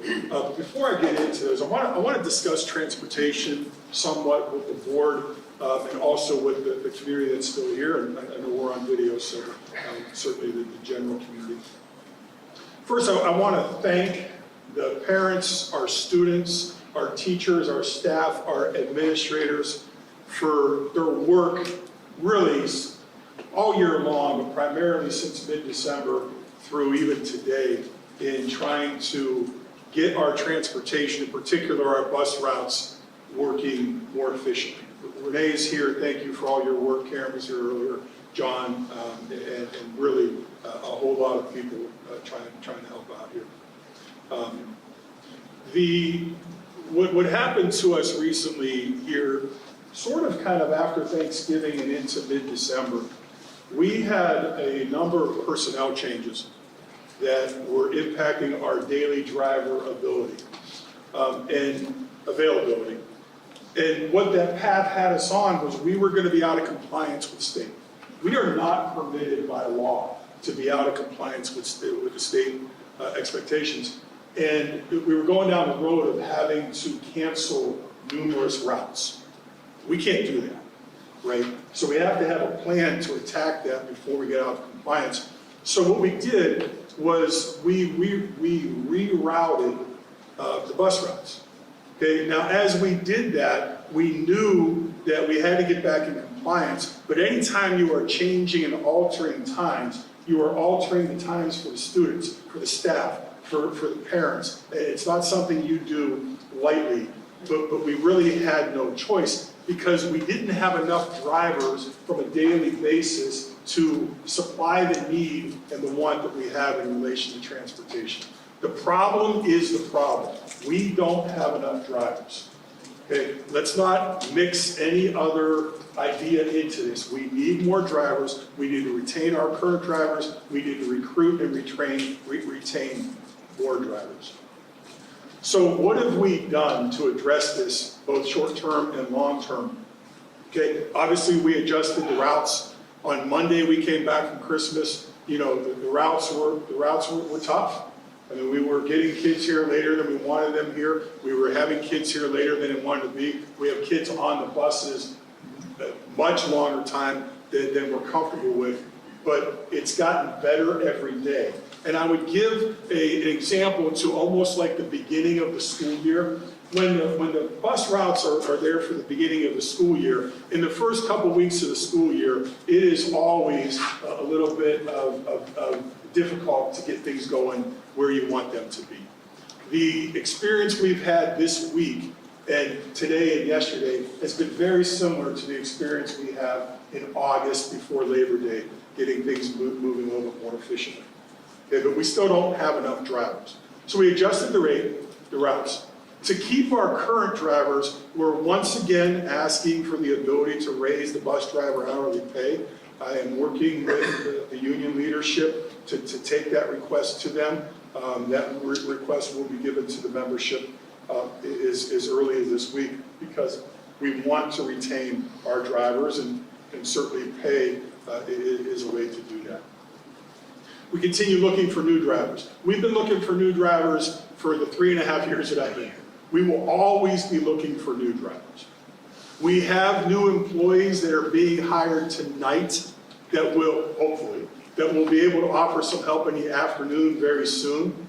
We have drivers in training. We're hopeful they're going to pass and begin driving for us soon. We had drivers in training over the course of the past few months that either didn't get through the training, they're still in it, or in one case, there was somebody who was working through the training and took a job somewhere else. Not a job driving a bus, took a job somewhere else. So we had some expectations we thought were coming through. It didn't come through for us. We also had some personnel items in our own department with drivers just not being available for a short amount of time. We also have some new staff members, interestingly enough, this week that are interested in becoming certified bus drivers as almost like a second job here for the district, which was interesting and certainly something we're going to follow through with. What have parents told us? Parents have been very supportive of us, very understanding, but they're also very clear with me. Jeff, how do you get this solved? You know, what do we do? We've been talking about transportation for a while now. So short-term and long-term, how are we solving this? Because we need to do better. We're trying every day. However, without more drivers, we may be in a position, board, that sometime in the very near future, we're going to have to probably take a look at transportation as a whole in this district and maybe take some consideration to some very drastic changes that we don't want to go on. Or we don't want to follow, because we don't have enough drivers. So the goal has to be retain our drivers and get more drivers. What are we trying to do? Trying to retain, talk about that, but we need to provide transportation that is requested by our parents and our students in a safe and efficient manner. Now, I am not an expert on routing, okay? I leave that to Karen and John and Renee and to the routing service that we use. Trust me, there are an awful lot of people in the community, rightfully so, because they've been negatively impacted, that are telling us how the routes need to be, right? So I respect that, because the routes aren't what they want them to be. But we do route for all of our students with the safest routes to and from school and to the most efficient. We don't want our kids here too long. We don't want our kids on the bus too long. What are our drivers told us? Our drivers have told us very clearly, get us some help. We need more bus drivers. Help us do that. The drivers have also been very clear with me, okay? Maintain our fleet. Don't privatize us. We want to work for Buckeye. We don't want to work for somebody else. We love working for Buckeye, but get this addressed. So that's the transportation update. I thought this was the perfect time to offer that. I have 2 items for your consideration tonight, but before I ask to move forward on those non-consent, I guess I would ask the board members if they have any comments or questions for me related to anything I said or related to transportation. I do. So I know my family was impacted. I played bus driver for a week with grandchildren and their neighbors. And with these contracts that are on the agenda here, I'm concerned about our current bus drivers. They're great folks who work hard, they come in, they do a tough job. They do a tough job that I tried for a week with 3 kids, and I struggled, okay? So I know what they're doing, and I can't tell you how much I appreciate what they do every day for us, for our kids. How are they with this? And I know in one of your communications you said to have met with them. How is that feedback with them? Yeah, Mr. Barch has a great question. I love our bus drivers, love all of our employees, but I love our bus drivers, right? They're just fantastic, right? I meet with them. I don't meet with them as frequently, obviously, as Karen, Renee, and John do. Right. But when I meet with our bus drivers, what I get a sense of every time I've been with them, the entire time I've been here, is the culture is outstanding. They are teammates. They work together. They are inherently interested in only making certain that we are providing safe transportation for our students every day. Okay? It is incredibly important to me that we continue that culture with those people. And I really have nothing to do with it. That culture is them, that culture is Karen and Renee and John, you know, and Dave, sort of leading that area of operations for us. So I really appreciate the question and comment. I will also say though, our bus drivers are tired. I'm sure. Our bus drivers are overworked. Yeah. Our bus drivers are not asking for more hours. Right. They want more bus drivers, so they have the ability to take a sick day. Yeah. I had a bus driver tell me yesterday in a meeting, Jeff, I'm sorry that I had to call off because I was sick. As a leader of an organization, for an employee to say that to you, that's gut-wrenching. Yeah. Right? But they come every day, they do the job with heart and love and with a lot of passion and expertise. So I appreciate the question and the comments. They're looking for some help. And I was very transparent with things that I'm asking the board to consider tonight. And their only request back to me was, don't privatize us. Yeah. We No. want to work for Buckeye. Yes. Don't sell our fleet, Right. right? And find us some. And that has never been. It's never been No. anything we could. No. We just have to get more drivers. Okay. Well, thank you. So I have some comments. I think going to Denise's point, I worry about the division for bringing in a new company. I worry about our loyal bus drivers, and I would just want the bus drivers to know that we appreciate you, we really do. Job that I would never do, you couldn't pay me enough to do that job. And I have not the best job either, so. I've talked to a bunch of people. My husband is kind of an expert on this, on CDL drivers. And everybody has told me, including bus drivers from other school districts, money is the number one. Now you're gonna bring in a company that's going to pay their drivers $25 to $27 an hour for this year. And our bus drivers, whether or not it passes tomorrow, I don't know. But I personally would like to see Buckeye, the top pay for bus drivers in the county.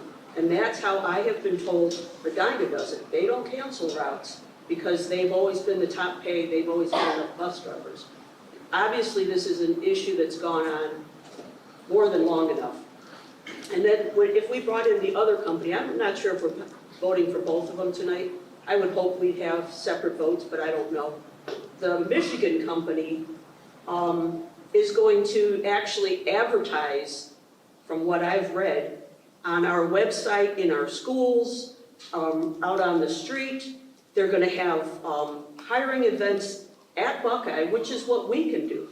Why can't we do that? Why can't we put a bus out front, put $25 an hour, hiring bus drivers? I'll sit there, I'll have, they can give applications to me.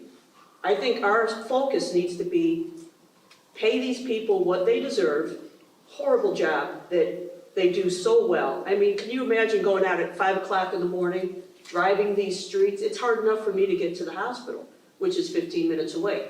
They have all these routes, they come all the way back, and then they have another route that they have to do again. These bus drivers, I'm sure, are stressed, and I've seen that a few of them have decided early retirement because of that. So I think we need to just support our people that we already have, go out and hire, because that's all Met's gonna do. They're gonna hire people from our area around here, because they're in Michigan, and they're gonna pay us a service of 30% service fee for that, plus pay the people $27 an hour. So I'd like to know what we're going to do to help Buckeye. Sure. Thank you, Mrs. Selwich. Great questions. I'll start with the question you asked regarding paying our employees more, and I agree with you. I think, you got to look at market value, you got to look at supply and demand, you got to look at competitive wages. We want the wages to be competitive for every one of our employees, okay? We are under a collectively bargained agreement with not only our teachers, the teachers union, but our OPSI employees. I do not have the authority to arbitrarily raise or reduce pay rates. Okay? That is something that can only be done with the approval of the union. And that is what we're trying. So I would love to give every one of our employees, Mark's getting nervous as I say this, okay, I would love to give every one of our employees, a significant raise. But we're not legally allowed to do that. We have to do that with the union. So that's question number one. The second thing you brought up regarding like recruiting fairs and things like that, all I would say is we've had a little bit of success. We had the sign out there. We didn't do a bus, advertisement like you described. I know they've done that in a couple other districts with not a whole lot of success. But we really haven't been successful recruiting in the things that we've done. And the company that I'm asking the board to consider working with this evening is a company that has had some success in that area. Okay, the other reality for us is, we don't have dedicated staff that is, their job is to do nothing but recruit and recruit our employees.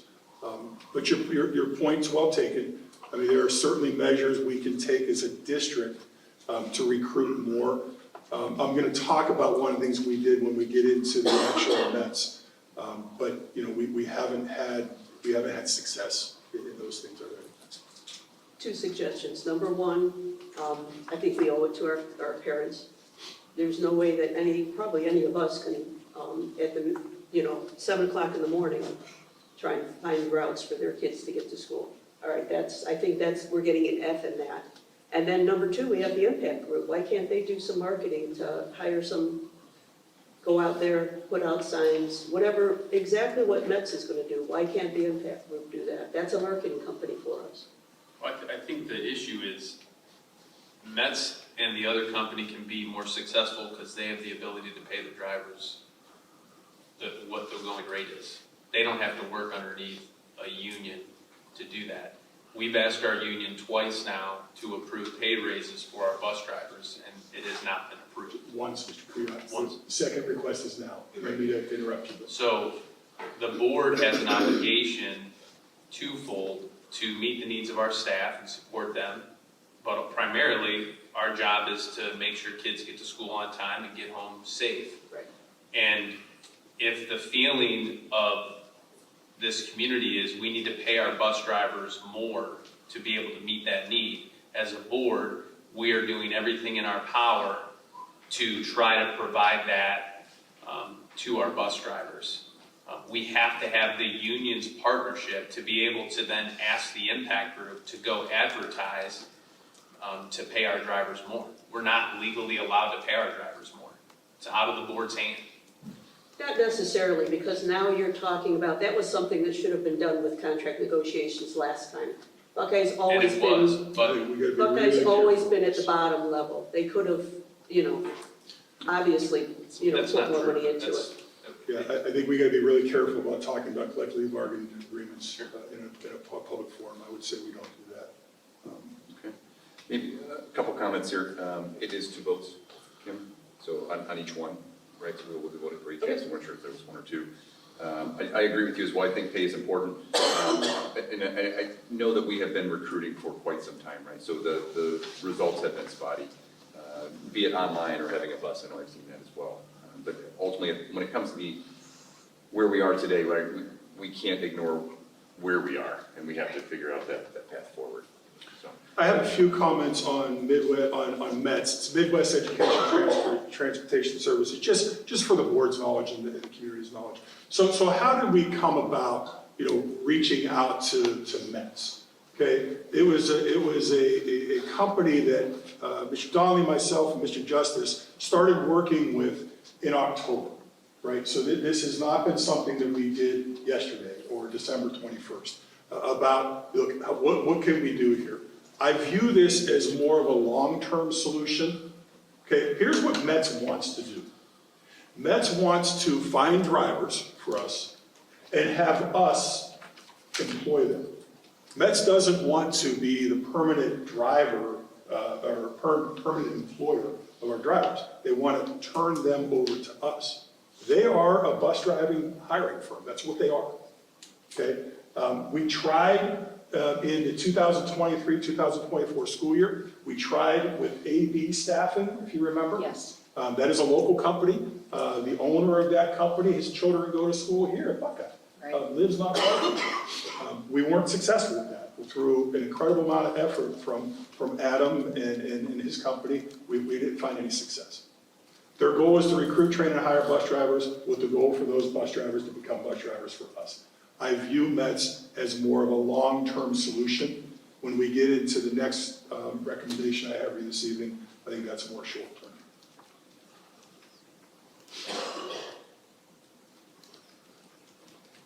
Okay, so we do have a couple things to discuss here. So that was just general transportation. We're still on 10A, right? Yeah, so it's a non-consent, Mr. Salazar, so you would need to, we would need a motion, a second. And then discussion. And then discussion and vote. Okay, so we are in 10A, METS agreement. Can I get a motion? So moved. I'll second. So can you walk us through the contract, Jeff, just as primarily related to what do we owe METS if they're successful, and what the term, basically what are the terms of the contract? Yeah, term of the length of the contract is 2.5 years. Okay, and again, I looked at this more long-term than short-term. Okay, they are a Michigan-based company. However, they are breaking into the Cleveland area, and they have a local rep. Okay, so the local rep where it lives is from Stowe. Okay, so we have a local connection there as well. The hourly rate from training all the way up to when a driver would be driving for us for a number of years ranges between $18 an hour and $27 an hour. Okay. There's an administrative fee service charge that ranges between 30% and 32% through the length of the contract. The goal is to transfer the drivers to us. If the drivers decide to work for Buckeye, which is what everybody's goal is, we would then owe a transfer fee to Mets, because they found that the drivers and that transfer fee is between $1,500 and $2,500. Okay? That is all based on the amount of drivers that they find for us, and how long they would work for us, those type of things. This is also something that we don't pay until they deliver. Very similar with our arrangement with AV staffing, this has to materialize into something. We've got to see something out of this before we would pay. Okay. What does Mets wants to do? Mets wants to find bus drivers for us, there's no doubt. Mets also wants to break into the Cleveland area in Ohio. They have been very successful in Michigan, and they are looking to expand, and the information came to us, and we followed through, and the meetings have been productive. I will tell you, in October, I was hoping that we weren't going to have to bring this, because if we would have had 5 to 7 or 3, heck, 2, but a number of more bus drivers, I'm going to bring this to you. But that's kind of where we're at.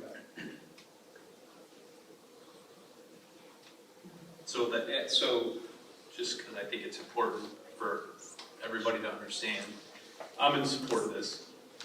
The commitment we're making, when you look at the hourly rate plus the admin rate, which will go to Mets for the legwork, it's a 30% on top of their gross pay. So the hourly rate we would pay would be about $32.50 to $35.10 per hour. That is with the hourly rate for the driver at $25 to $27 per hour. My assumption, knowing employees' relationships with the person who writes the check, is no driver that Mets hires is gonna leave Mets to come to work for less than $25 an hour. But wait a minute, they're not getting benefits where they're at? They come to us and I get benefits. Okay. We'll talk about We that. have that. Okay, but as we continue this conversation, again, I'm in full support, but I think the understanding has to be to the community members that we're taking a step as a board to do all we can, knowing it is at a expense, to try to solve the problem which we have, which cannot be solved in any other way other than find more drivers. But Mr. Coe, it's really interesting. The point you're on right now was the subject of probably hours of meetings with Mets. Explain to me logically why somebody would take a pay cut, right, to then drive for you. It doesn't make any sense, right? That's not something, if this is a short-term fix, it's not going to help us. The response has been, bus drivers, their experience has been a lot don't have benefits, they're not benefit eligible, so they would be benefit eligible. That they like working for a school system, right? There's some benefits to that. There's some benefit to joining a union, right? So their experience has been that hasn't been a problem, okay? We're also very clear with the Mets that we're not looking, again, I'm repeating it, but we're not looking for Mets to continue employing our drivers. We want drivers for Buckeye. I mean, it's in it's Mets temporary to permanent drivers. So their model works when the drivers transition into permanent employment with us. So I've got a couple questions. What I read in the agreement was for Mets, it was $25 to $27 an hour. I didn't see anything about $18 an hour. We pay the holidays, we pay PTO, and then we're going to pay a 30% service charge on their gross salary. Yes. Okay. And what's to stop our drivers from going to work for them? Mrs. Soch, as I answer this question, please, I'm not trying in any way, shape, or form to be smart when I say this. Okay, we can't stop any of our employees from changing their employment decision. Okay, I would tell you what stops, I think, is the culture that we have here, is wanting to work for Buckeye, is what I see every day with our bus drivers, and I believe that when others come work for us, that they will feel the same way.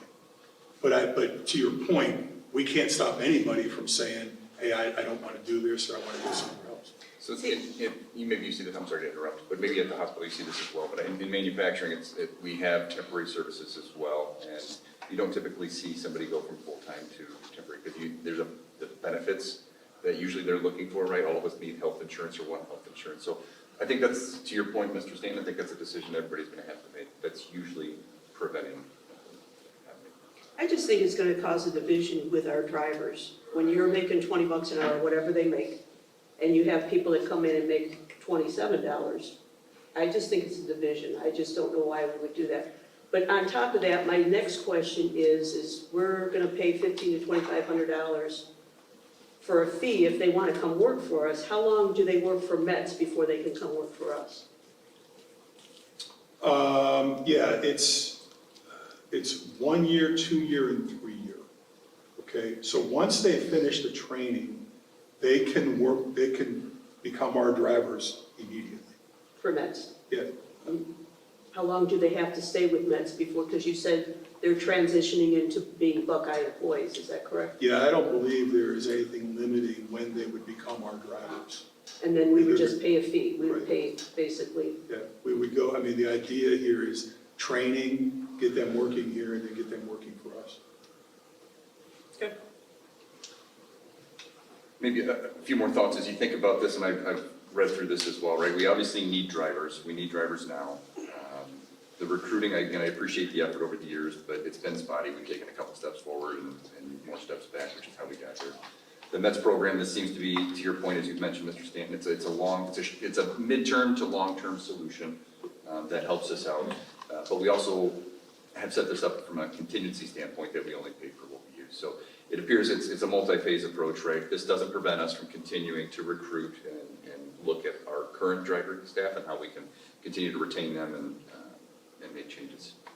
So I just want to reiterate that we're paying them, what is it, $32.50 an hour for bus drivers? Just putting it out there. Non-benefit bus drivers. Just saying, we spend a lot I'm more sure than we that have per hour. non-benefit bus drivers working for us too. Well, they do get benefits because we're paying for their PTO, we're paying for holidays. Medical, Well, Medical is the biggest part of that. But yeah. life insurance, retirement, a lot more benefits besides PTO.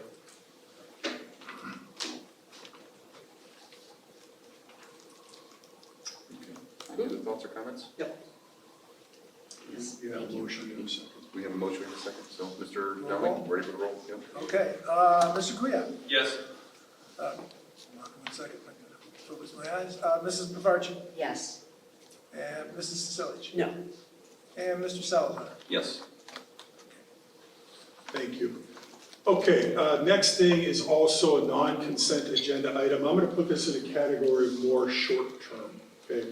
We have not been talking with GG&C Transportation for months. We've been talking to them for a short amount of time. We were recommended to this company by the state transportation expert who has been working with the district. We work with that person through the Ohio Schools Council. So our immediate issue right now, right, everything I just talked about, you know, in the last 10 minutes about needing bus drivers right now, right? So we were given this reference earlier this week, said, you know, there's a company working out of Elyria that may have some bus drivers for you. Okay, so we reach out. This is a short-term solution, okay? GG&C Transportation has been the independent provider for the Elyria City Schools for years. Years ago, the Elyria City Schools privatized their bus. GG&C is the company that provides school transportation for the Elyria City Schools. So when that reference was given to me to call them, right out of the gates, when I talked with them, and John as well, John and Mark were in the conversation as well, we were very clear. In no way, shape, or form do we want anything from GG&C other than, do you have bus drivers for us? Right now. Right now. Because right now, we don't have enough bus drivers. Yeah. And the answer was yes. Okay, so immediately, and it's an expense, there's no doubt about it. This is a private company, right? But they have available bus drivers for us right now. They have 2 bus drivers that can immediately start working for us. They are very confident that they will have 4. Okay, 4 additional drivers to what we are dealing with right now takes all the pressure, the immediate pressure off of our school district. Okay, that's probably going to allow our supervisor not to be driving, Mr. Vasora, our transportation supervisor not to be driving unless they have to, and get some relief for our students, our parents, and our staff. Yeah. The reference that I had with Elyria, I know the Elyria superintendent very well. She is a lifelong professional and personal friend of mine, a wonderful, wonderful leader over in Elyria. She had nothing but great things to say about their work with GG&C Transportation. They have immediate bus drivers for us. They can provide 2 now, and as I said, possibly 4 this school year. The cost is substantial. The cost is roughly $380 per driver per day. That is what the cost is. Okay? The contract for this is only for the remainder of this school year. So here we go. As we continue recruiting, as we continue trying to find, as we continue having hopefully bus drivers make their way through the training, as we continue to hopefully have bus drivers come back from leave and be clear to come back, all of those things, there is an opportunity in front of us right now. It is expensive, I understand. But there is an opportunity for us right now to get 2 and possibly 4 drivers working us for the remainder of this school year for day school transportation, also for some additional help for our athletics and after school. We had been working with First Student. First Student is a busing company that a lot of people are familiar with. Sure. First Student has not been able to provide any support for us. Why? Because First Student doesn't have any available drivers. Okay?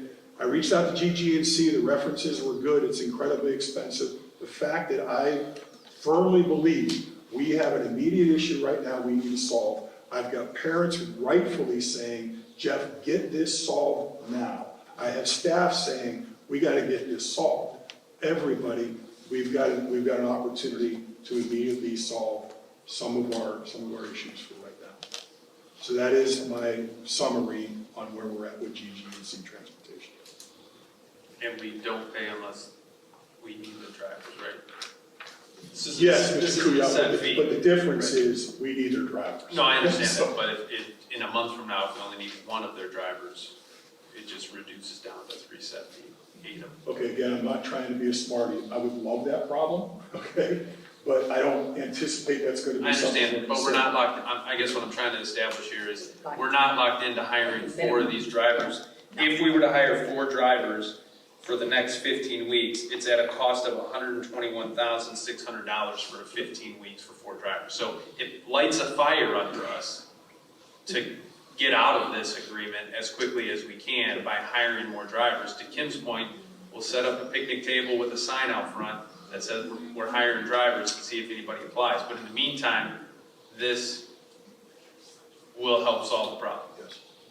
Well, it helps our families, it helps our home bus drivers in many ways, because they're stressed to the max right now. It also keeps us in compliance, more likely in compliance Yeah. with state expectations. Exactly. Because we are not permitted to cancel routes. So so first off, it's $63 an hour. I really don't have a problem with that because we do need bus drivers today. We need to give the parents some sort of assurance. But my question goes to Seth. It says we can get 2 to 4 drivers. Do we call them like at the beginning of the week and say we need 2 drivers this week, or are we on a contract that we have to have? They're gonna be sitting in the bus garage, Yeah, 2 drivers. Yeah, they would come here every day, Kim, they would come. So there's a contract that they're gonna have 2 drivers. That's the proposal. Okay. And the new maintenance, the new mechanic, is he gonna be CDL? John, I'm going to defer to you. Is he, yeah. He is not, but we plan to get him. You're planning to. And then you also are planning to, the people that were interested in getting CDLs that already work for us, you're working on that. I am. That's a nice problem to have, Kim. I would just say they also have full-time jobs for us. Yeah. So these I are get that. these are people that are leaving their jobs at 2:33, Okay. saying, hey, I can drive an afternoon run. Now, that's, you know, I mean, it's gonna take some time. Yeah. Right, they don't have CDLs, it's gonna take some time. I really don't have a problem. I mean, I've discussed people that I work with that have kids. And it is what it is. This is the situation that we're at right now. We have to fix it. So this is the bullet we have to bite, in my opinion, even though it's very expensive. Thanks for your comments. I would agree. I think, Steph, you made the point, but when you look at the timing realistically, even if we find a great driver today and you put them through training, it's months, right, for training. So it's going to take a while. This is the reality that we're in right now. We do owe it to our parents. 100%. Yeah, this is an option that we have, where we have a solution that we can implement now, right? So yeah, the choice is we continue to suffer, again, while we continue looking for drivers on our own, using METs. So I think that we can parallel path all of these. I move to approve the contract with GG&C Service Agreement. I'll second. Okay, so I think now is when we have discussion, right? So we may have gone a little out of order, but We got a lot of any legislation. further? Yeah, we're good. We haven't violated state law. Okay, gotcha. Any further conversations, comments? No, thank you. Yep. All right, I think we're ready for the roll. Okay, Mr. Guiat, Yes. Mrs. Silic, Yes. Mrs. Pavarchi, Yes. and Mr. Salazar. Yes. All right, thank you, board members, thank you, community, for that passionate discussion, important topic. Okay, let's go into consent agenda items. I promise these will be quicker. Okay, first ask for consideration this night. This is a second read for approval of policy 8451. This is pediculosis, our head lice policy that we had first read for last month. Next, I have, these are consent. Next, I have two athletic sponsorship agreements tonight. Cynic Family Dental, $2,000 agreement, that's a one-year contract. And then a nice, Cynic is very nice as well, but Brightside Restoration, this is a 3.5-year contract, $10,000 agreement with athletic sponsorship. Myers, as always, nice job in getting these going forward, so ask for your consideration for those two this evening, and certainly thank Cynic Family Dental and Brightside Restoration for their continued partnership with us. Let's jump into personnel. Very happy to see this. This was the reason for the change in the agenda earlier today. We have found a head mechanic, very experienced head mechanic, so happy to see that. Mr. Burtis will be joining us on January 20th, pending your approval tonight. And Mrs. Soch, really very good point on the CDL for a position like the head mechanic, absolutely. Okay, continuing personnel, let's go certified. I want to make a special note here. You know, Miss Spencer is retiring. Kristen, second grade teacher. You know, she's been with us since 1994.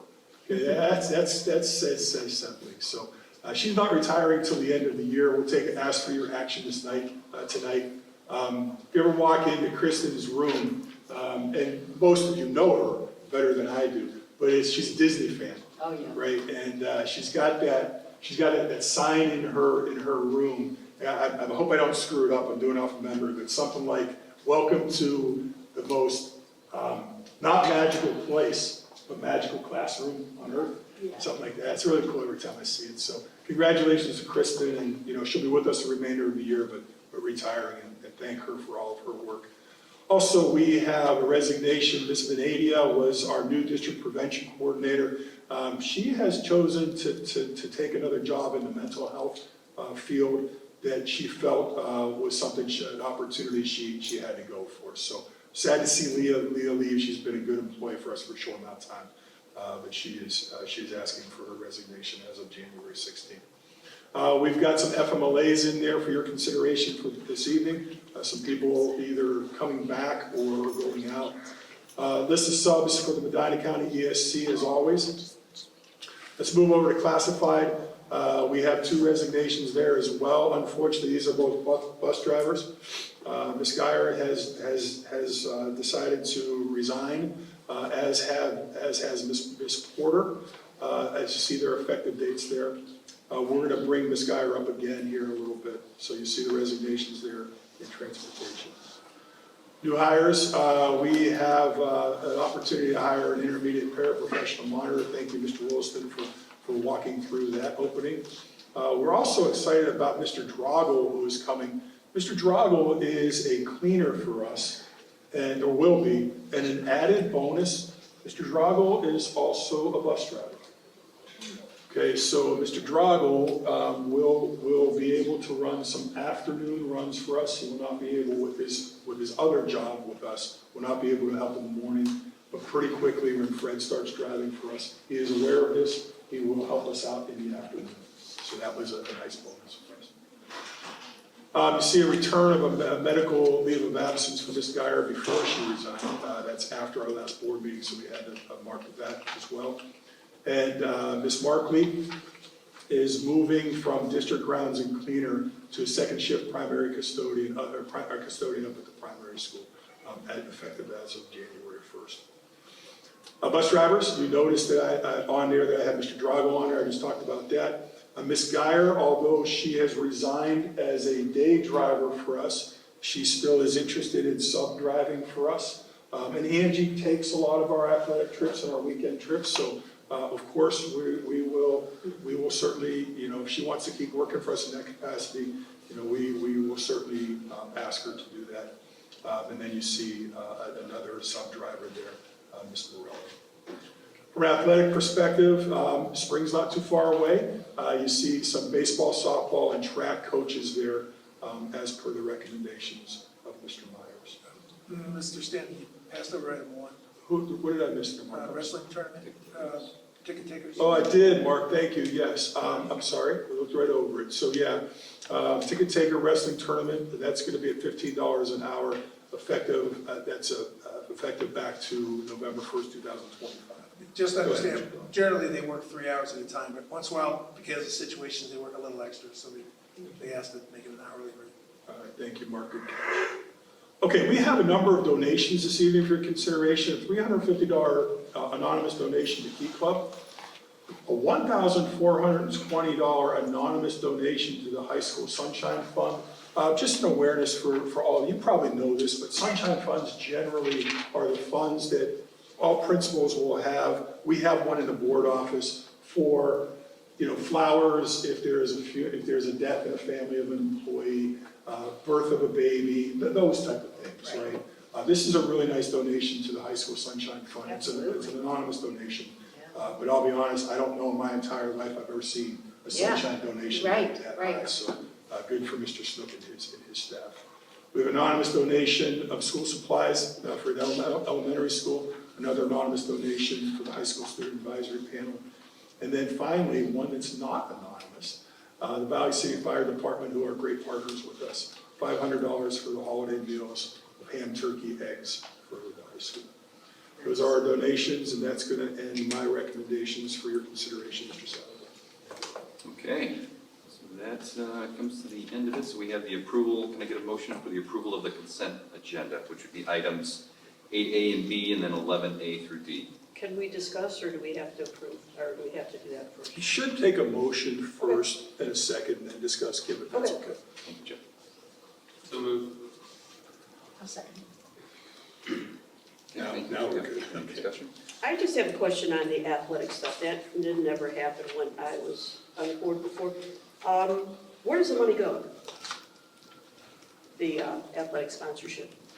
It goes into the general athletic student activity account for uniforms, balls, all the equipment they need throughout the year. There's never enough money for athletics. In fact, the general fund supplements, paying salaries, and there's a small fee, or a small fund for just other miscellaneous fees and stuff that sometimes the revenues from athletics don't cover. We do well with football and basketball revenues, but all the other sports get very little revenue, and therefore these kind of sponsorships help in general for things. Now, some of the athletic sponsorship money goes to pay for the logos and stuff they want put on wrestling mats or the baseball field fence and things like that. But generally, the revenue will just cover other expenses needed for different equipment throughout the athletic world. And we have a very vibrant athletic list of activities with, all kinds of very competitive kids in our district. There's constantly stuff going on, uniforms, things like that are constantly being purchased. So John, you'd probably give a better description. Yeah, I would say, in addition to that, some of those dollars have been used to purchase, we have a new scores table in the gymnasium, a new sound system in the gymnasium. We have put up in the gym, there is now a wall of champions that recognizes all of our state champions in school history. Our soccer programs, they have a all-weather shield that they kind of sit in the vinyl that had wrapped it was all ripped, tattered, and torn. We used athletic initiative dollars to purchase that. We have an outdoor sound system that we can now use at baseball, softball. So in addition to those expenses that would be uniforms and things like that, things to improve the athletic experience is a lot of the things we use our sponsorship dollars for as well. Now, where can I go, is it on the web page that I can see who our sponsors are? Because I know it had gold and different classifications, and it's on the athletic? Yeah, so on the bottom of the athletic page, it'll say our sponsors. Okay. All of the logos are there. It wouldn't say, the logos that are there won't say who's gold, silver, and bronze, but all of our sponsors are at the bottom of the athletic page. Okay, thank you. John, can I ask a question? I think it's a great question from Kim. Can you provide that in addition to, in that format? So can you provide for me that I can give to the board exactly what Kim asked? Yes. Yeah, I mean, you have it. Yes. Right, so take it off the Yeah, spreadsheet, I get can it type to it me, up. and then we'll get Yeah, it. I appreciate that, thank you. All right, any other comments, thoughts? Okay, Mark? Take a roll? Yep. Okay, Mr. Kuyan. Yes. Mrs. Pavarchi. Yes. Mrs. Sasilich. Yes. And Mr. Salazar. Yes. Okay, we're getting close to the end here. Board comments. I'm done. Coming towards the end. I do have one thing to say. Mrs. Spencer, I was at Old Liverpool, working when she was hired. I think she hired in as a title teacher back in the day, and I think she had two of my sons. I think she was a first grade teacher for one of them, and then maybe second, but I wish her the best. Honestly, I can't believe how the time has gone by so quickly, but bless her heart, I'm happy for her. And you're right, she's a huge Disney fan. Her room's pretty awesome. And I don't mean to, because I know we're maxed out on our meeting here, but can you just give us a real quick on these visioning? Oh, yeah, that was a I great question. mean, Yeah. 10 words or less. I can't. Okay, 20. Opportunity number one on Thursday, to not only from a curricular perspective, or let me say it this way, not only from a facility perspective, but from a curricular perspective. Start the vision of what new Buckeye High School will be and what this building becomes as a middle school / junior high. So incredibly exciting. I think that was 18 words. It is, it's really exciting, and I'll just throw this in real quickly, like 20 words or less. Going to varsity indoor events for my granddaughter, and going to all of these different schools, holy cow. I walk in, and my husband right away goes, here we go, because I start noticing all of their different areas for student collaboration, for student learning in different types of settings, and I start pointing out, this, and this. Then we have the community space here, we have the performing arts here, and I get all excited. And actually, the last, I think it was one of the last ones in December, Barb and I and Chris walked in together, and she and I are just talking about these high schools, and I am so excited. I really am, for what our kids will have. It's very exciting. So, yeah, it's just my 20 words. I wasn't counting. Yeah. I just want to say thank you to everybody that supported me. I think things happen for a reason. I think I'm sitting here for a purpose. If you have any questions, any comments, you can always email me, Cecelich, CECELICH @buckeyeschools.org. Good luck to the Disney trip for the band. I did it twice. Good luck to those parents. It's a long trip. And thank you all again. You're good. Now, I want to say thanks to the district as well for a great start to the year. We have a ton of, and we talked a lot about it tonight, but we have a ton of positive momentum with facilities, with projects, certainly finances. We certainly have some headwinds as well, right, with transportation. I think we took some good steps forward on that. And Mark, you shared some of those changes to the state that we have to be aware of. But we'll continue to adjust and find that path forward for continuing to improve the district. All right, so that's a wrap on comments. Adjournment. Anybody want a motion for that? I'll motion. Thank you. Can I get a second? Yes, I'll second. Thank you. Roll call. Roll call, yes. Mrs. Silich. Yes. Mrs. Lavarchi. Yes. Mr. Kuliak. Yes. And Mr. Salazar. Yes. No one ever votes for this. Yeah. No for this one. 8:41. Thanks, everybody, for coming. Thank you, everybody, for hanging with us.